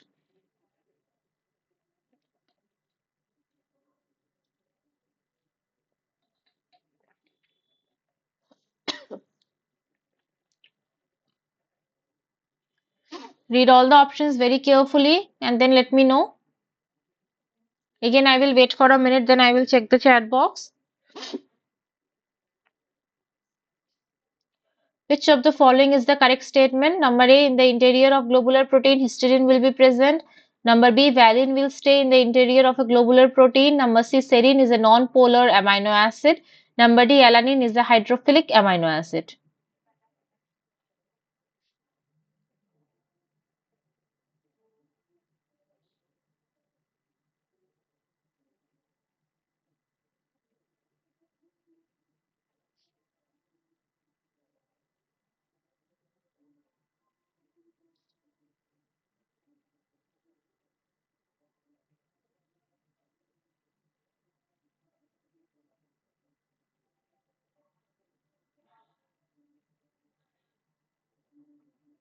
So, which of the following will be the correct answer? Which of the following is the correct statement? Let me check the chat box. Let me see if there is any answer for our problem number 8. Okay, I have got several answers. Number A, number B, number D, number B, number C. Okay, so I think for this question I have received number B, number C, number D, B. All options as the answer, but majority is with number B and number A, I suppose. Okay, now let me check which of the following is the correct answer. and let us discuss about it. This is a very important question and a very interesting question as well. So the correct answer is number B. Valine will stay in the interior of a globular protein. Now, let us first see few things. First, let us understand the different amino acid, the classes of amino acids. Okay, so there are 20 amino acids, and the amino acids are in a several groups. So first is a non-polar amino acid, or the non-polar amino acid are considered as the hydrophobic. Okay, because they do not have any polar functional group, so that is why they are the hydrophobic amino acids. So what are the hydrophobic amino acids? We have the glycine, alanine, valine, cysteine, proline, leucine, isoleucine, methionine, tryptophan, and phenylalanine. All these amino acids are non-polar, and that is why they are considered hydrophobic. Okay, but we have the hydrophilic amino acids, which are the polar and charged amino acids. So what are these? First, let us say the polar. So these amino acids are polar but non-charged, okay, but they are considered hydrophilic because of the functional group, that is the hydroxyl group or amine or NH2 group that are present. So these are the serine, threonine, tyrosine, asparagine, and glutamine. Okay, so these are the amino acids which are polar but non-charged. What are the charged amino acids? We have a basic positively charged amino acid or basic amino acid like lysine, arginine, and histidine, and negatively charged amino acid or acidic amino acid, which is the aspartic acid and glutamic acid. Okay, so this is the classification table of the amino acid. These non-polar is the hydrophobic, polar and charged are the hydrophilic amino acid. Okay, so these are the classification. Now let us understand what are the globular proteins. So globular proteins are named for their approximately spherical shapes and most of abundant protein in the nature. The globular proteins exist in an enormous variety of three-dimensional structure. Nearly all globular protein contain a substantial number of alpha helix and beta pleated sheet folded into a compact structure, stabilizing both the polar and nonpolar interaction. The globular protein three-dimensional form spontaneously and maintain as a result of interaction among the side chain of amino acid. Most often, let me highlight this point, okay. Most often, the hydrophobic amino acid side chains are buried and closely packed in the interior of a globular protein out of the contact of water. Okay, so in the interior of globular protein, inside the globular protein, you will see the abundance of the non-polar or hydrophobic amino acids. Okay, the hydrophilic amino acids saw the polar amino acids at the side chains lied on the surface of the globular protein exposed to the water so that they can interact with the water. Consequently, the globular proteins are usually very soluble in aqueous solution. Okay, the diversity of the protein structure reflects the remarkable variety of function performed by the globular protein like binding, catalysis, regulation, transport, immunity, cellular signaling, and so on. So, in the question, it is says let us now look at the questions. Okay, so remember the thing, in the interior of globular protein there will be hydrophobic amino acid, and the exterior we will be having hydrophilic amino acid. So, number A, it says in the interior of globular protein histidine will be present. This is not true because histidine is a polar amino acid or charged amino acid. So it will not be in the interior, it will be on the exterior of the globular protein. Valine will stay in the interior. It is true because valine is a non-polar hydrophobic amino acid. Serine is a non-polar amino acid. This is false because as I have shown you the chart, serine has a hydroxyl groups, that is why it is a polar amino acid. Alanine is a hydrophilic amino acid. This is also false because alanine is a non-polar hydrophobic amino acid. Okay, so remembering this chart is very important. Okay, because this chart has the different amino acid structures. You have to remember the structures of the amino acid. The code, the three-letter code and the single-letter codes of the amino acids are also important thing that you have to remember. And the classification. Either your amino acid is non-polar, hydrophobic, or hydrophilic, or charged. Okay, or polar. So this is the about the classification of the amino acids. Okay. Now let me go to the next point. I hope it is clear. If you have any doubt, please let me know. You have to remember this particular chart. Okay, I will just give you overview about this fibrous and globular protein also. So I hope it is clear. Others see the presentation clearly, or there is any issue? Can anyone else also let me know if the presentation is visible?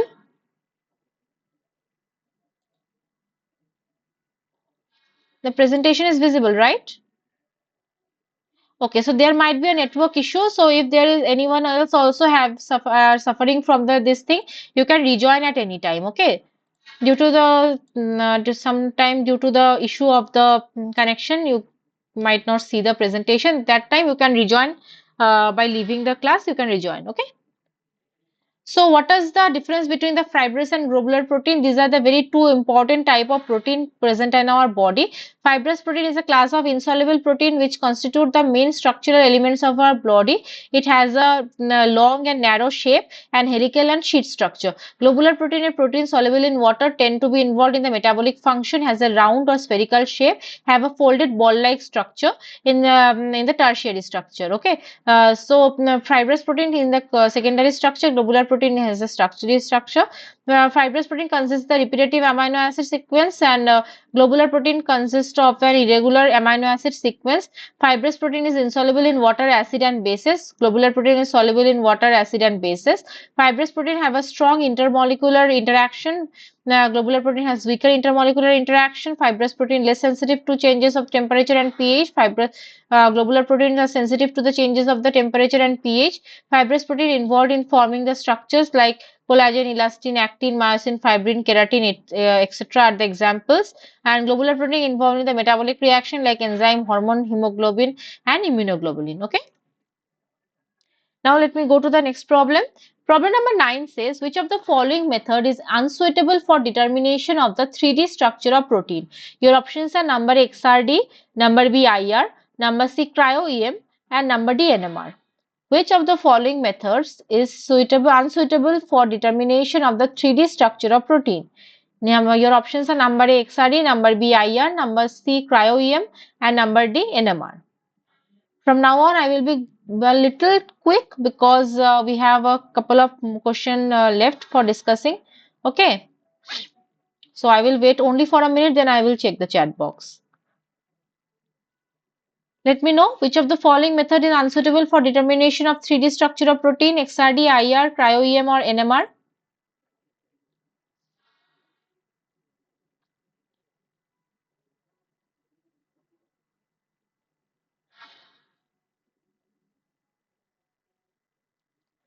Which of the following methods is unsuitable for determination of the 3D structure of proteins?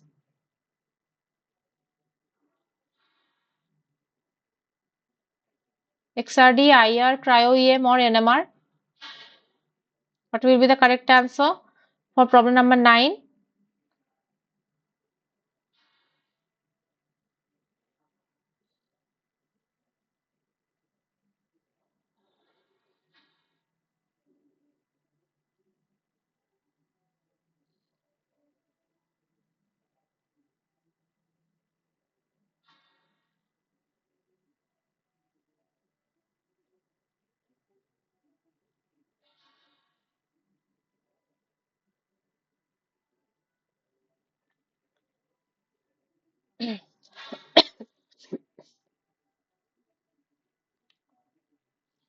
Let me check the chat box. Let me check which if I have any answer for this question. Okay, I got several answer. Number D, number D, number B. Number B has the majority. What is the difference between drug and prodrug? Okay, so basically a drug is a compound that if let's say you have taken a compound and the compound is working in your body as it is the active form. Okay, and prodrugs are the compounds that are not the active form of the drug. If when you are taking a prodrug in your body, it will be converted to the active form. Okay, so that is the difference. Drug is the final form of the active form. Okay, but the prodrug is not the active form. It is the pre stage of the active form of the drug. In your body, there are different enzymes that will convert that particular drug to a prodrug to the active drug. The prodrug therapy and why the prodrugs are used, everything I will be discussing. I think in the week 5 or 6 there is a topic related to the prodrug. Then I will discuss this in detail. Okay.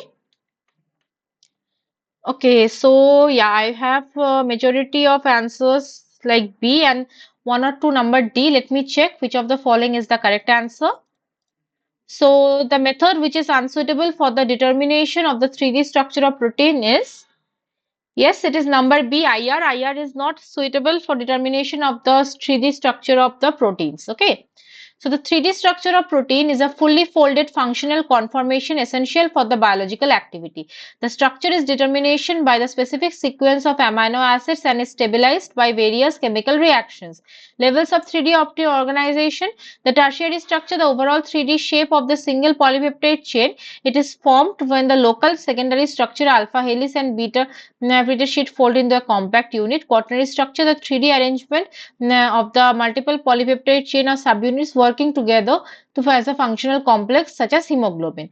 Forces behind stabilizing the 3D structure as the hydrophobic effect, the primary driver of folding, whereas the non-polar residues of clusters of the proteins of interior to avoid the water.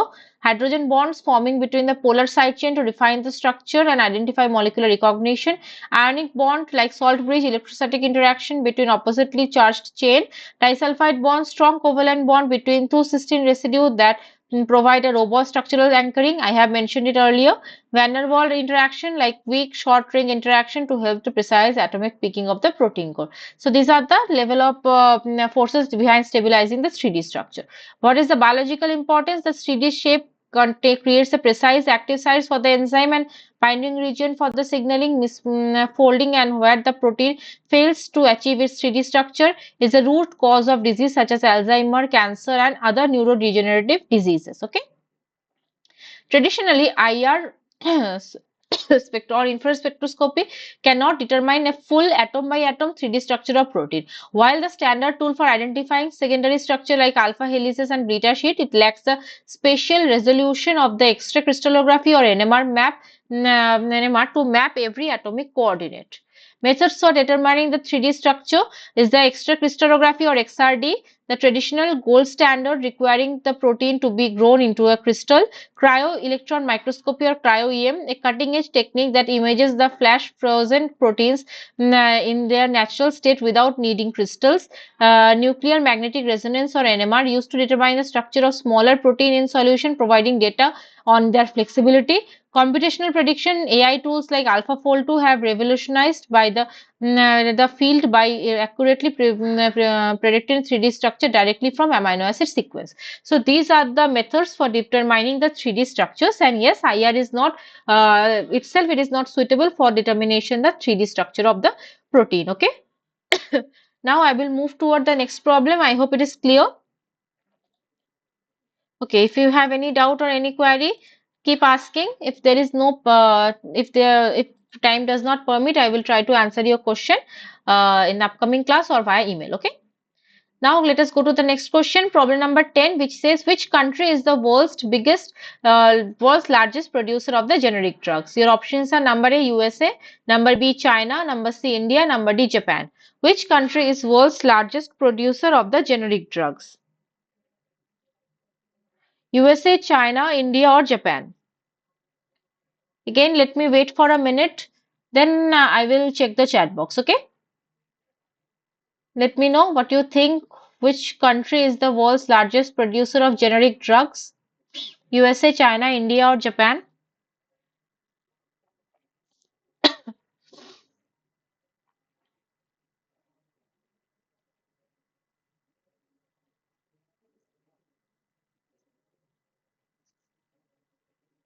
Which country is world's largest producer of generic drugs?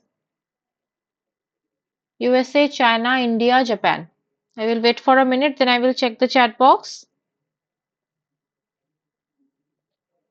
Let me know what do you think.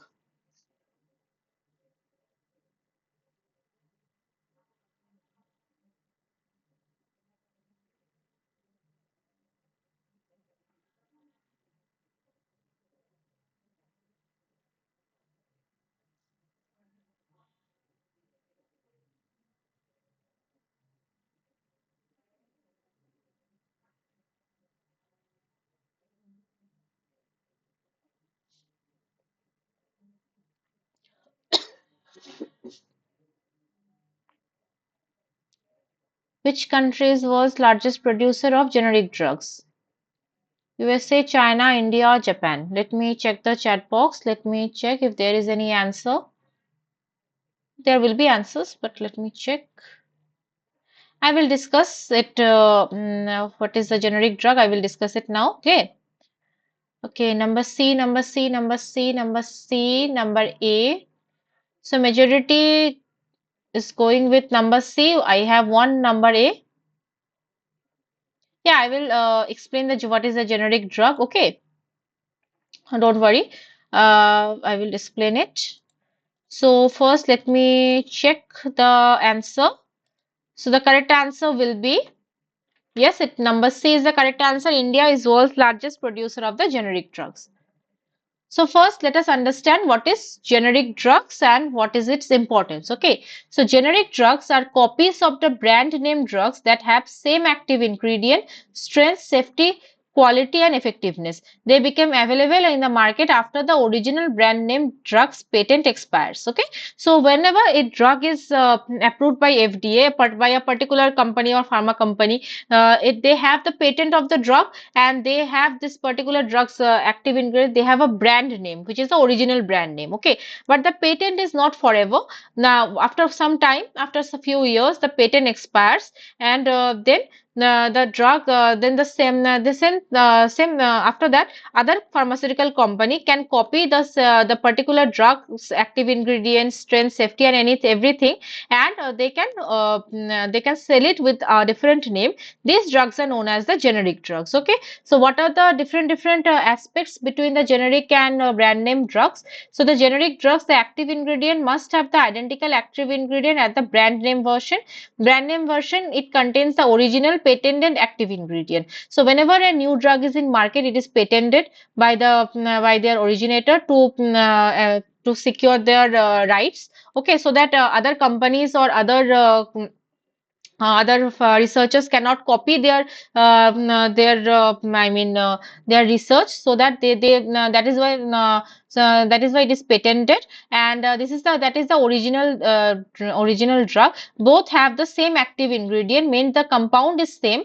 Okay, only the names are different.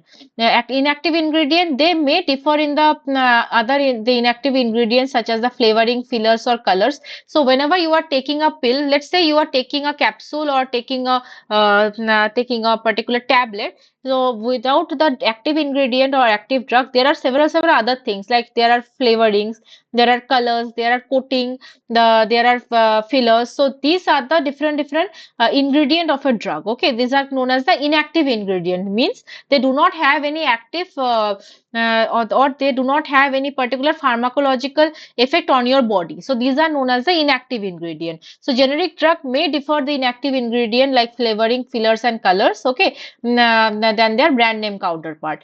Price. The generic drugs are significantly less expensive because the manufacturers do not have to repeat the costly research and development that went to the original drug. But the brand name drug, the development, it is expensive due to the high cost of the initial research, development, and marketing. Okay, that is why the brand name drugs are very much expensive, because it has all the labor, the research, and everything. But for identification of the active ingredient. Okay, but in case of generic drugs, since the active ingredient is same as the brand name drug, so that costing, the research development costing is not there. So the generic drugs are much cheaper. Appearance, they may look different in shape, color, size due to the trademark laws to prevent them from looking exactly from the brand name drug, and the brand name drug have distinctive trademark appearances. Regulation must meet the same regulatory standards set by the agencies like US Food and Drug Administration or FDA, and brand name drugs, they have to clear all the high standard of safety and effective protocols. Bioequivalence, they must be bioequivalent, means they are absorbed into the same bloodstream into the same rate and the same extent to the brand name drug. The brand name drug, the original product against which the generic versions are measured for the bioequivalence. So this is the gold, this is the standard. Okay, and this following the standard, the different companies can make the generic versions of the brand name drug. So this is a way to make the expensive drugs cheaper, be more accessible to the normal general population of the people. Okay, so how generic drugs are approved? To be approved, the generic drug manufacturers submit a abbreviated new drug application or ANDA to FDA. The abbreviated process allows the manufacturer to avoid the repeating the expensive and time-consuming animal and human trials by demonstrating that their product is bioequivalent to the already approved brand name drug. The ANDA must have the data as following: the active ingredient is the same, it is identical in strength, dosage form, and route of administration. The inactive ingredients are safe, the drug is stable and effective over a shelf life. The manufacturer adheres the same good manufacturing practices or GMP required for the brand name drugs. Okay. The generic drug, as I have mentioned, is a drug which is produced and distributed without patent protection. The generic drug may still have the patent for formulation but not on the active ingredient. A generic must contain the same active ingredient as the original formulation. When generic products became available in the market, competition leads to substantially lower prices for both the original brand name product and the generic forms. In US, the drug patent gives 20 years of protection, but they are applied before the clinical trials. So effective life of a drug patent lasts between 7 to 12 years. After that, the drug is open and the generic versions can be made. India is world's largest manufacturer of the generic medicines, and these are the companies that actually make the generic drugs like Sun Pharma, Dr. Reddy's, Cipla, Lupin, Zirius, Aurobindo Pharmaceutical, Glenmark, Torrent Pharma, Ranbaxy, and Natco. Okay, so these are the company or manufacturers in the India which are makes the generic medicines. Okay. So I hope it is clear what is the generic drug, what is the brand name drug. If there is any doubt, the Ayurvedic drugs, no, not exactly. They are the generic drugs. Okay, Ayurvedic drugs, if it is novel, it can be the brand name drug also. If it is new, so it can be the brand name drug. So generic drug does not goes to the Ayurvedic and the normal chemical drug. It is not like that. If a Ayurvedic drug or a natural product based drug, it is new, it is never earlier discovered. It can be a brand name drug also. After the patent protection of the particular drug expires, then the generic versions are made. Okay. Anyways, you can read on these things later on also, and if there is any doubt, if their doubt persists, I will discuss these things in the upcoming classes also. Okay. So don't worry. First, go through the PPT, go through the topics, and which I will be suggesting you the books also. And after that, if you have doubt, you can let me know. So I will be a little quick for now on because we have several questions left. So problem number 11, which of the following statement is true regarding Lipinski's rule? Your options are: number A, there is no exception to this rule. Number B, hydrogen bond donor and acceptor value must be equal to 5. Number C, cyclosporine does not obey this rule. And number D, all of the above. Which of the following statement is true regarding the Lipinski's rule? Your options are: number A, there is no exception to this rule. Number B, hydrogen bond donor acceptor value must be equal to 5. Number C, cyclosporine does not obey this rule. Number D, all of the above. Identify the true statement regarding the Lipinski's rule. I will be a little quick from now on because we have a couple of questions left and we don't have much time. Okay, so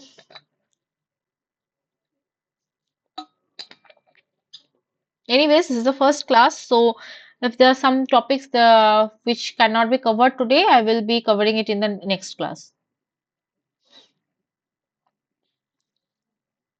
Which of the following statements is true regarding Lipinski's rule?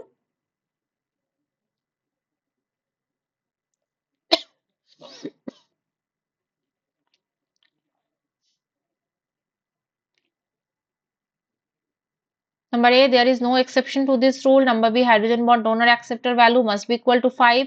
Number C, cyclosporine does not obey this rule. Number D, all of the above. Let me check if there is any answer regarding this Lipinski's rule.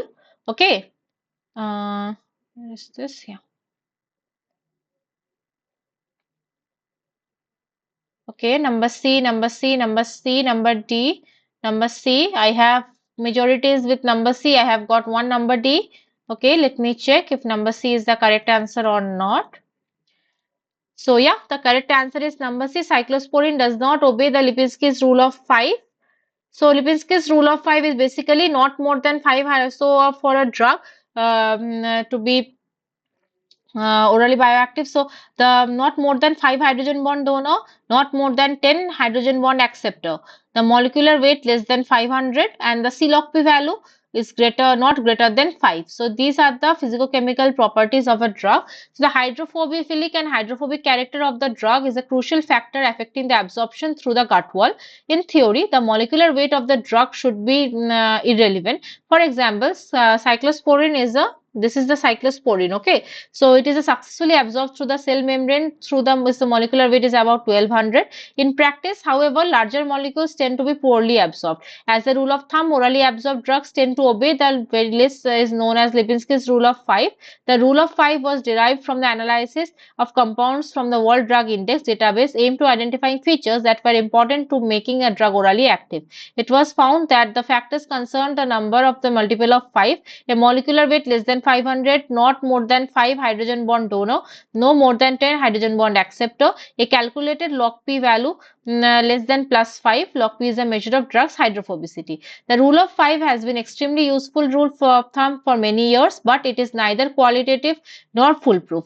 For example, orally active drugs such as atorvastatin, robustatin, cyclosporine, and vinorelbine do not obey the rule of 5. It also has been demonstrated that the high molecular weight does not itself cause poor oral bioavailability. One of the reasons of the molecular weight appears to be important is the larger molecule is invariably have too many functional groups capable of forming hydrogen bond. Another source of debate concerns that the calculation of number of hydrogen bond acceptors in Lipinski's original paper, the number of hydrogen bond acceptors corresponded to the total number of oxygen and nitrogen atom present. However, this was done for simplicity's sake, but most of the medicinal chemists would discount the weak hydrogen bond acceptors such as the amide nitrogen. Therefore, it is better to view Lipinski's rule as a set of guidelines rather than rules. Lipinski himself stated that a compound was likely to be orally active as long as it does not break more than one of his rules. Okay, so this is all about the Lipinski's rule of 5. Now, problem number 12, according to the fragment based drug discovery, which of the following parameters are incorrect for the fragments to be used as a lead compound? Your options are number A molecular weight greater than 300, number B, no more than 3 rotable bonds, number C log P value equal to 3, number D, not more than 3 hydrogen bond donor and hydrogen bond acceptor.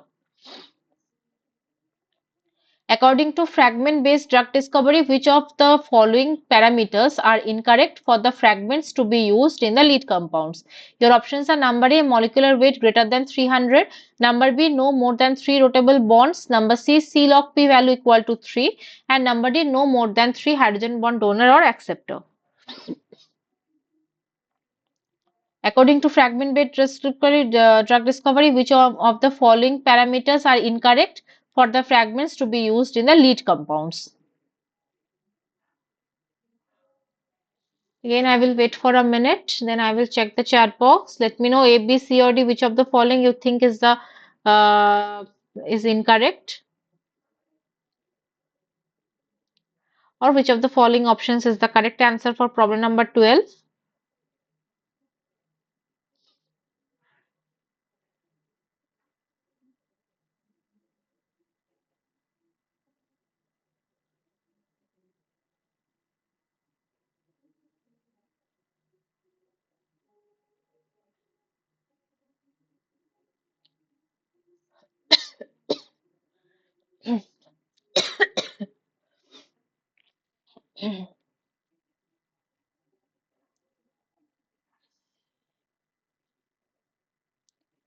Let me check the chat box. I think because we don't have much time left and I have to finish few questions before that.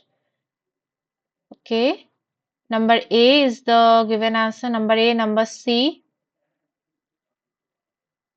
So the importance of Lipinski's rule in drug discovery. Lipinski's rule can be used as a guidelines basically, okay, to check if the compound which is developed it is orally active or not, or it will be absorbed through the gut wall easily or not. Okay, so if the compound or a particular drug it breaks towards more than one rule or for the Lipinski's set of rules, okay, the compound is not going to be absorbed very properly in our body. Okay, Either it is too big or it will be making the unnecessary interactions or so on.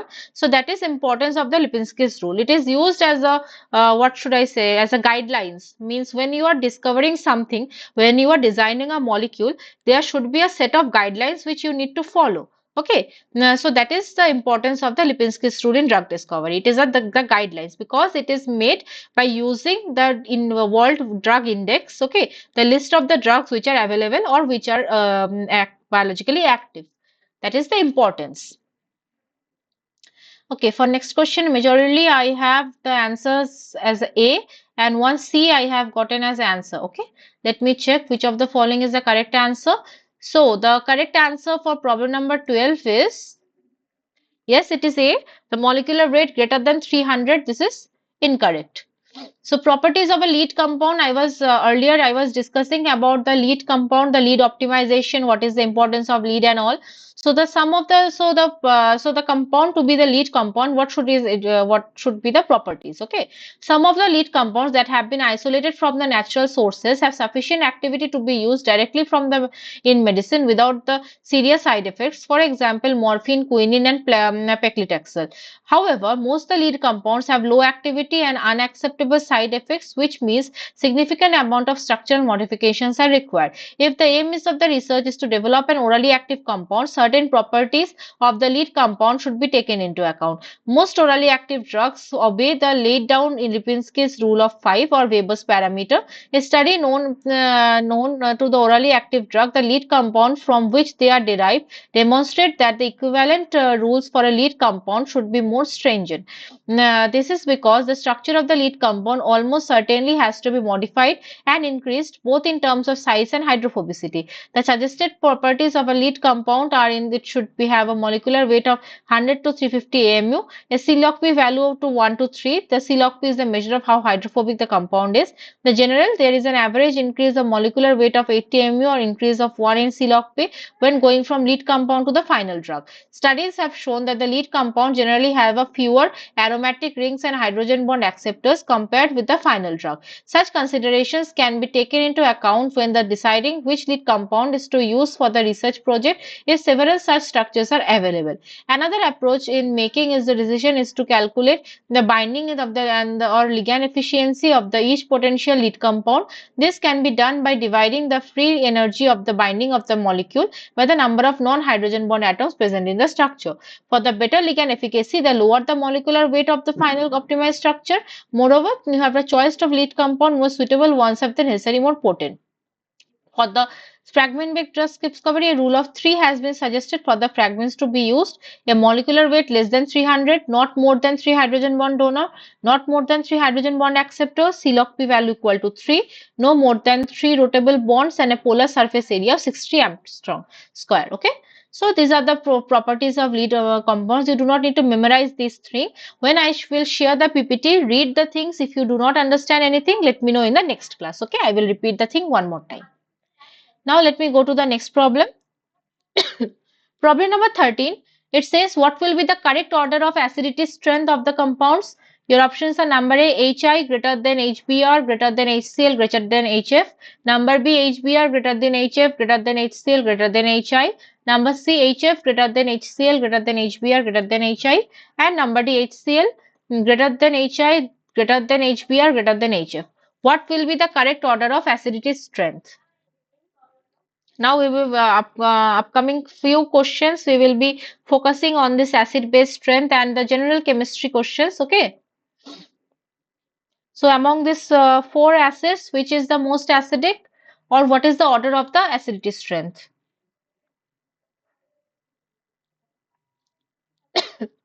What will be the correct order of acidity strength of the acids? Which is the most acidic and which has the least acidity strength?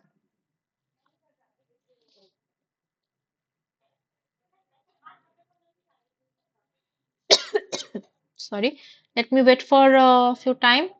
You identify the correct order of acidity strengths.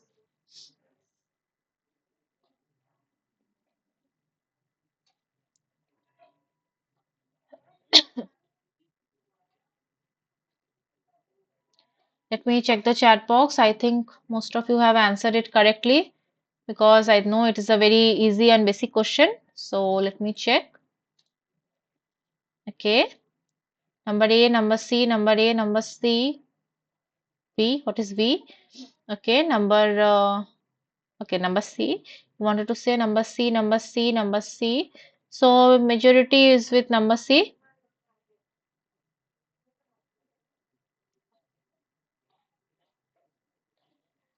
Okay, I will come to your query at the end of the session. Okay. So majorly I have got number C as answer and few number A. Let me check which is the correct answer. So the correct order of acidity strength will be, it is number A. HI is the most acidic acid, then HBr, then HCl, then HF. Now why? Okay. So the strongest acid is the HI, which has a pK value of -9, then HBr of -8, HCl has pK value of -7, and then HF, which is 3.2. HF is the weakest acid. Okay, so why it is so? So as you can see, this all are same halogen family: fluorine, chlorine, bromine, and iodine. Okay, fluorine has the smallest structure. So the hydrogen fluorine bond has a has the bond length is the smallest of 0.92 Armstrong, followed by 1.27 for HCl, 1.41 for HBr, and 1.61 for HI. Bond dissociation energy is inversely proportional with the bond length. Means smaller the bond is, if the bond is smaller, it is difficult to break. Okay, so the bond dissociation energy of HF is 136 kilocalorie per mole, 103 kilocalorie per mole for HCl.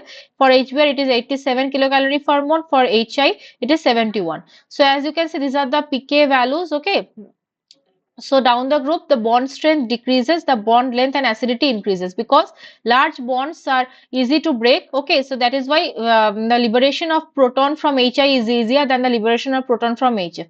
Moreover, larger anion are stabilized by the greater charge dispersion across the period from right to the across the period to right. The electronegativity and acidity increase, and anion is stabilized by more highly charged nucleus. So HI is the strongest acid because it is easier to break the HI hydrogen and iodine bond because it is the larger bond. So since H plus liberation is easier, it is the strongest acid. But for HF, it is the weakest acid because the HF bond is very strong. So it is not easy to liberate the proton from the HF. Okay. Now let me go to the next problem. Problem number 14. What is the reason of the lower pK value of phenol than cyclohexanol? Your options are: number A, cyclohexanol is more thermally stable. Number B, pi electron cloud of aromatic ring takes part in delocalization. Number C, the specific reason cannot be determined experimentally. And number D, cyclohexanol has more chances of the hydrogen bond formation. What is the reason of lower pK value of the phenol than cyclohexanol? Number A, cyclohexanol is the more thermally stable. Number B, pi electron cloud of aromatic ring takes part in delocalization. Number C, the specific reason cannot be determined experimentally. Number D, cyclohexanol has more chances of the hydrogen bond formation. What is the reason of lower pK value of phenol than cyclohexanol?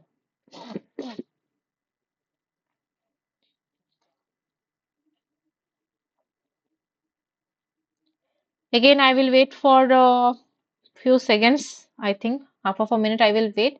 Then I will check the chat box.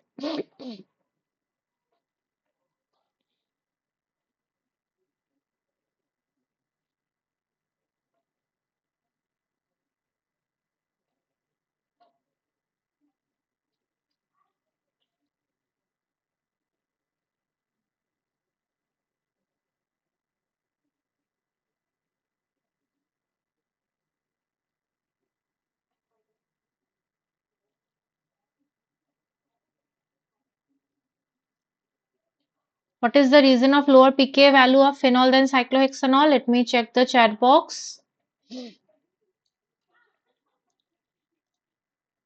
Okay, number B, number B, number B. Majority I have got number B. Let me check if number B is the correct answer or not. Okay.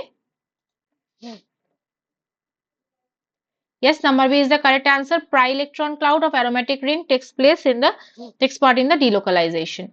So even the delocalization into the hydrocarbon part of the molecule increases the acid strength. So okay, a lower pK value means this the particular acid, the particular if the pK value is less, means it is the more acidic. Okay, so in case of phenol, the OH group is directly attached to the benzene ring. Like after the on the deprotonation, the negative charge can be relocalized not onto the other oxygen atom, but onto the not only on the oxygen atom, but onto the aromatic ring itself. So as you can see, there is a negative charge. This is the phenoxide and the conjugate base of the phenol, and this negative charge now it can be get delocalized into the aromatic ring, the pi electron cloud. But in case of the cyclohexanol, there is no pi electron cloud because it is a not an aromatic ring. That is why the negative charge is localized, not the delocalized. That is why phenol is more acidic than cyclohexanol. Okay, this lone pairs are this particular negative charge. Lone pair of the pi orbital overlaps with the pi system of the p orbital overlaps with the pi system of the ring. That is why the delocalization is possible here. Okay, so since the conjugate base is more stable, the phenol is more acidic. Now, which of the following statement is correct regarding the pyridine and pipyridine? This is the structure of pyridine. This is the structure of pipyridine. The pipyridine is a stronger base than pyridine. Number A. Number B. Pyridine is a stronger base than pipyridine. Number C. Both have the similar basicity. Number D. Basicity of these two molecules depends on the solvent. Which of the following statement is correct? Number A. Pipyridine is a stronger base than pyridine. Number B. Pyridine is a stronger base than pipyridine. Number C. Both have similar basicity. And number D, the basicity of this two molecule depends on the solvent.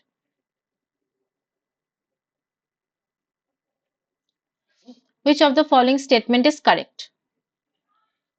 Again, I will wait for 1 minute and then I will check the chat box. Let me know which of the following statement you think is the correct regarding pyridine and pipyridine.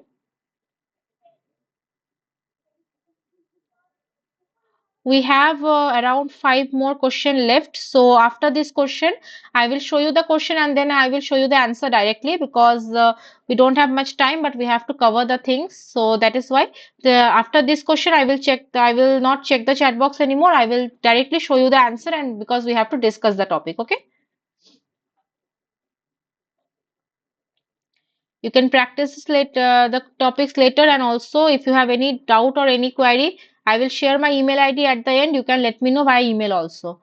If any question you find it difficult to understand, let me know via email, or you can let me know in the upcoming next class also. But it is better to let me know through the email because that's how it will save our time in the next class. If something cannot be explained by via email, I will then explain the particular topic in the next class. Okay. Let me check the chat box. Let me check which of the following is the correct answer. Okay. Number B, number A, number D, number A, number A, number D, number A, number D. So I think most of you have answered number A, number D, half of. I think I have received the half of answers. Okay, let me check which of the following is the correct answer. Which of the following is more basic? So correct answer is number A. Piperidine is a stronger base than pyridine. So in this case, the thing is like this.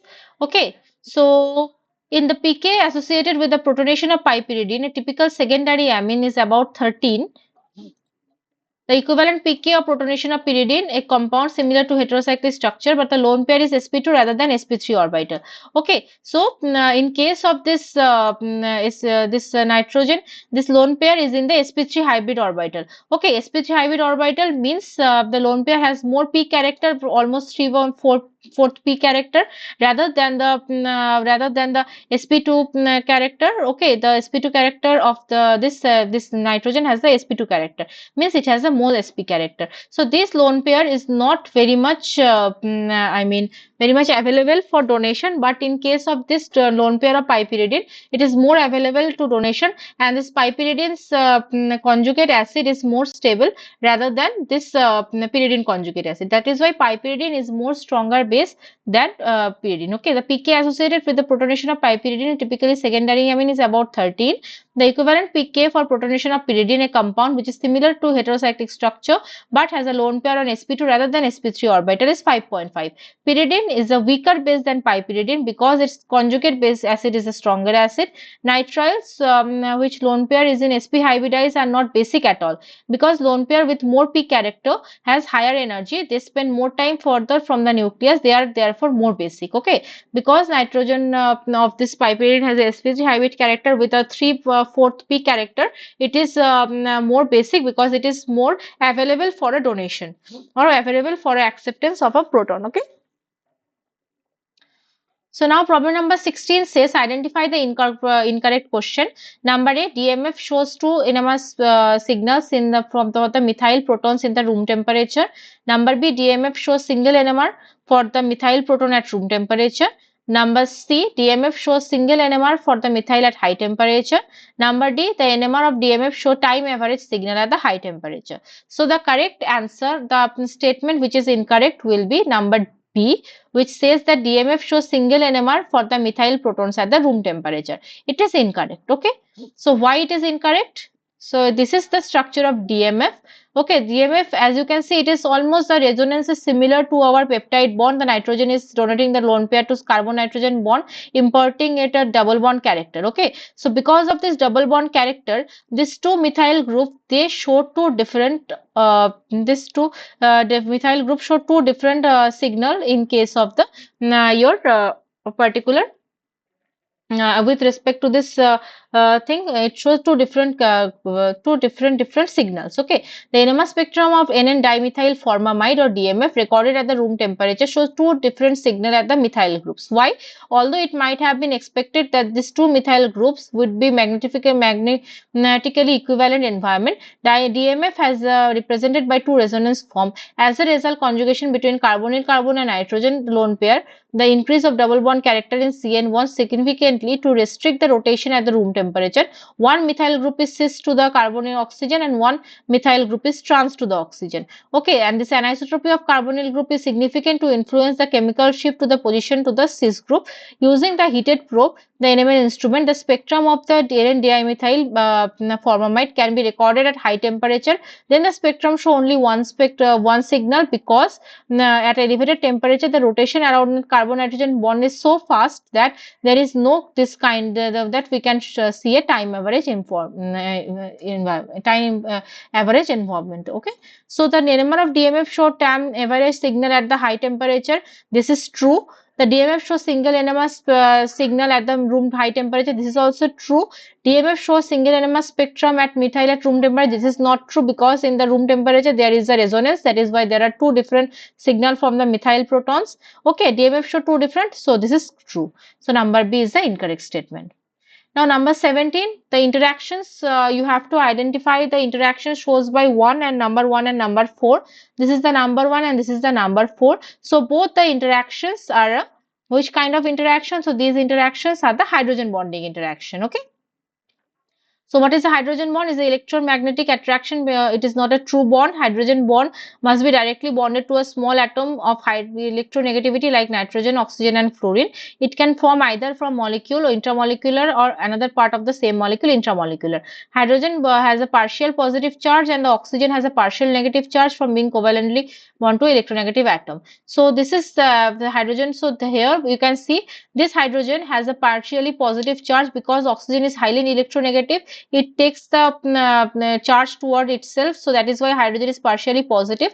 This partially positive hydrogen can form hydrogen bonding with another electronegative atom. Not other only hydrogen bonded with the nitrogen and oxygen or fluorine, they can exert this hydrogen bonding activity, not the other. And hydrogen bond is not a true bond, it is a basically interaction. Okay, so what is the key characteristic? The donor atom, typically nitrogen, oxygen and fluorine, is a highly electronegative and pulls the shared electron pair away from the hydrogen atom, leaving it with a partial positive charge, and acceptor with the electronegative atom with a lone pair, which attracts the positive hydrogen.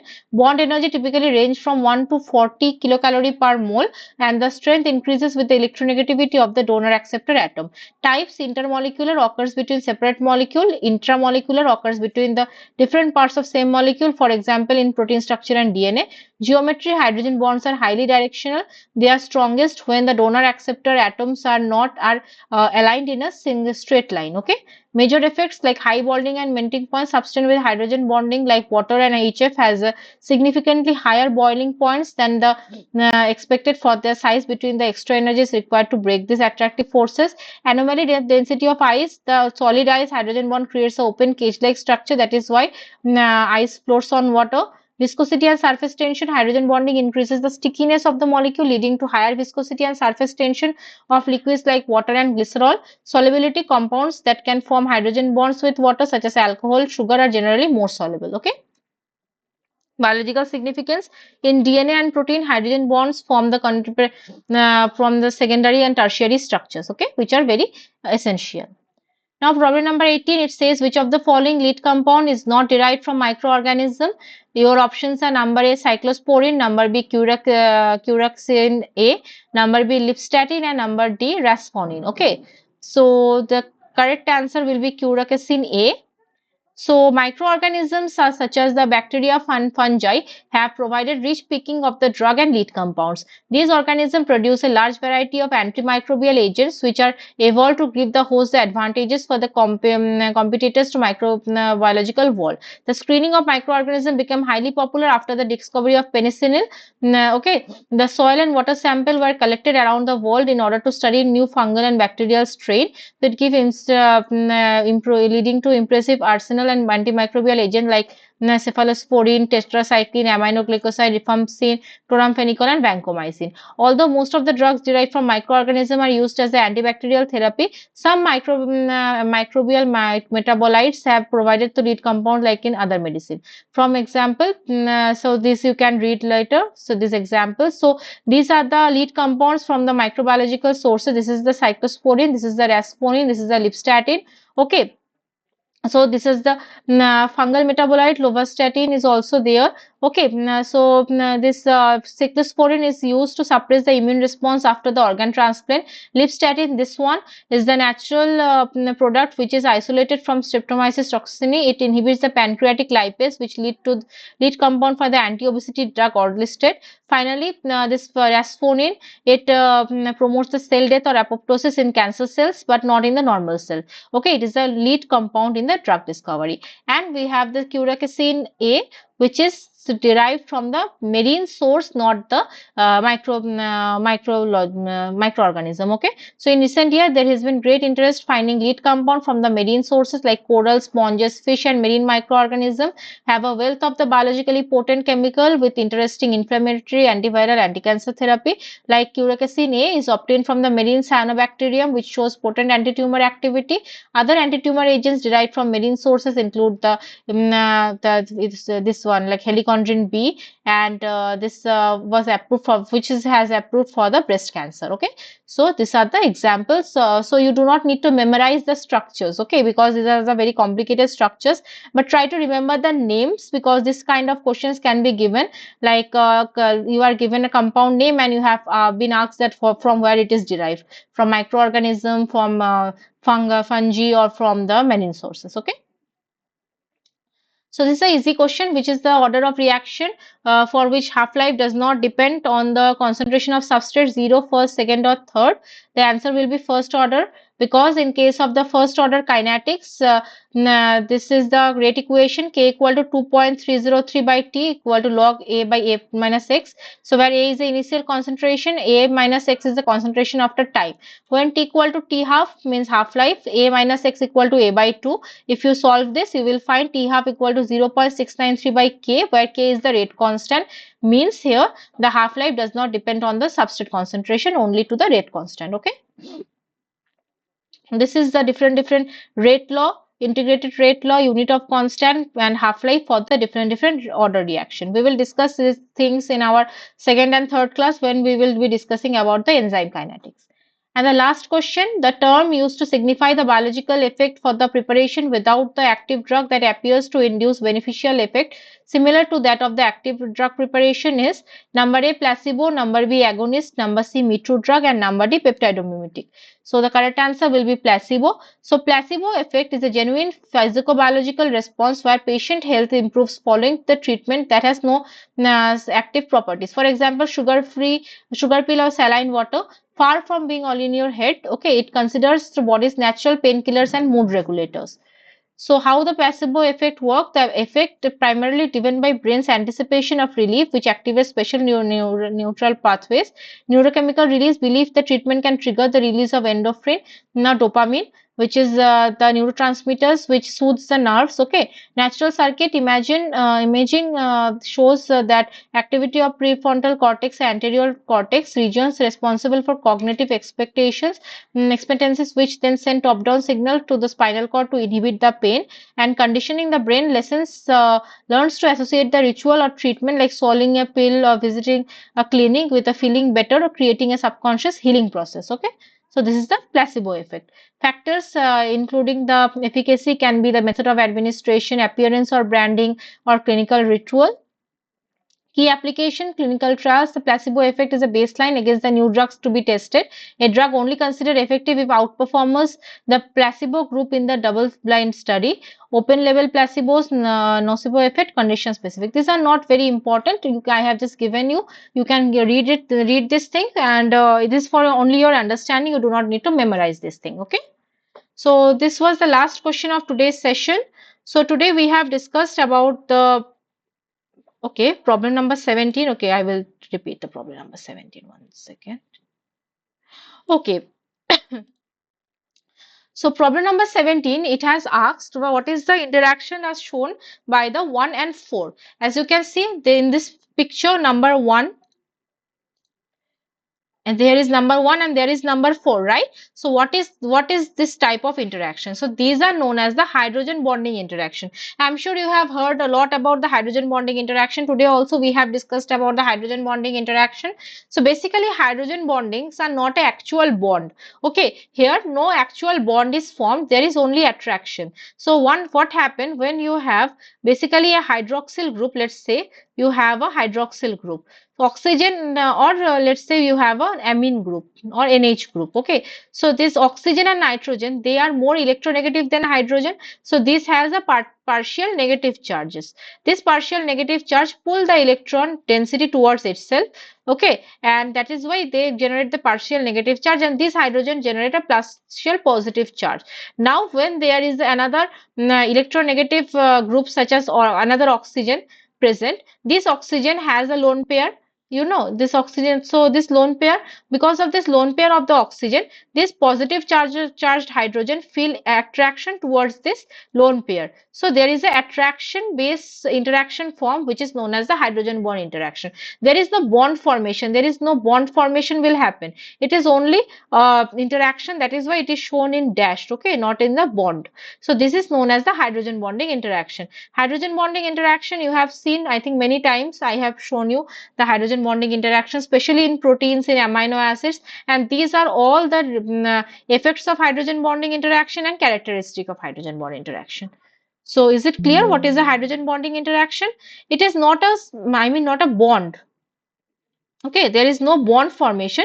It is only a attraction between a partially positive hydrogen atom and a partially negative oxygen or nitrogen atom. Once I share the PPT, read the things. I think it will be more clear once you read the PPT by yourself. Okay. Okay. I will share my email ID quickly because, yeah, these things I will discuss later on. Okay. Let few weeks pass because time is there till now. Till then, please read the things. So this is my email ID. If you have any doubt or any query, please feel free and let me know. Okay, so for books, let me show you one book which you can follow. Okay, you can follow this book. You can take a picture or this will be there in the video also. So this book, Introduction of Medicinal Chemistry by Graham L. Patrick. this book you can follow, okay, for this medicinal chemistry course. This is a very good book, and it will be helpful for your course and also for understanding the topic of this course, okay. The name is Introduction to Medicinal. You will find it in libraries, or you will find it the PDF also you will find. Introduction to Medicinal Chemistry by Graham L. Patrick. So this is a very good book. You can read this book. It has very basic fundamentals of medicinal chemistry, and very easy language is very easy. Okay, so I will suggest you to read this book. And for chemistry counterpart, you can read the Organic Chemistry by Claydon. Organic Chemistry by Claydon. It is second edition. So this is also a very standard book for organic chemistry. So these two books you can follow for your this medicinal chemistry course. I think it will be more or less sufficient for your understanding the topics. Okay. So thank you all for joining today's class. It was our first class. I was a bit late, so sorry for that. For upcoming classes, the time will be managed because the introduction took some time. The class material, this PPT and this PPT and the video I will be sharing. I will be uploading to the SWAYAM portal. I hope you will get the books are, yeah, the books are available. What I have shown you, this was the PDF, right? So both books are available in the PDF. If you do not find the PDF, let me know. Email me. I will share the PDF. Okay.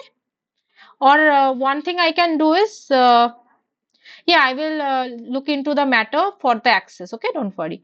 I will let the authority know, or you can directly email to the SWAYAM portal or let me. I will email them. If it does not resolve by this week, let me know. I will email to the authority one more time. Okay.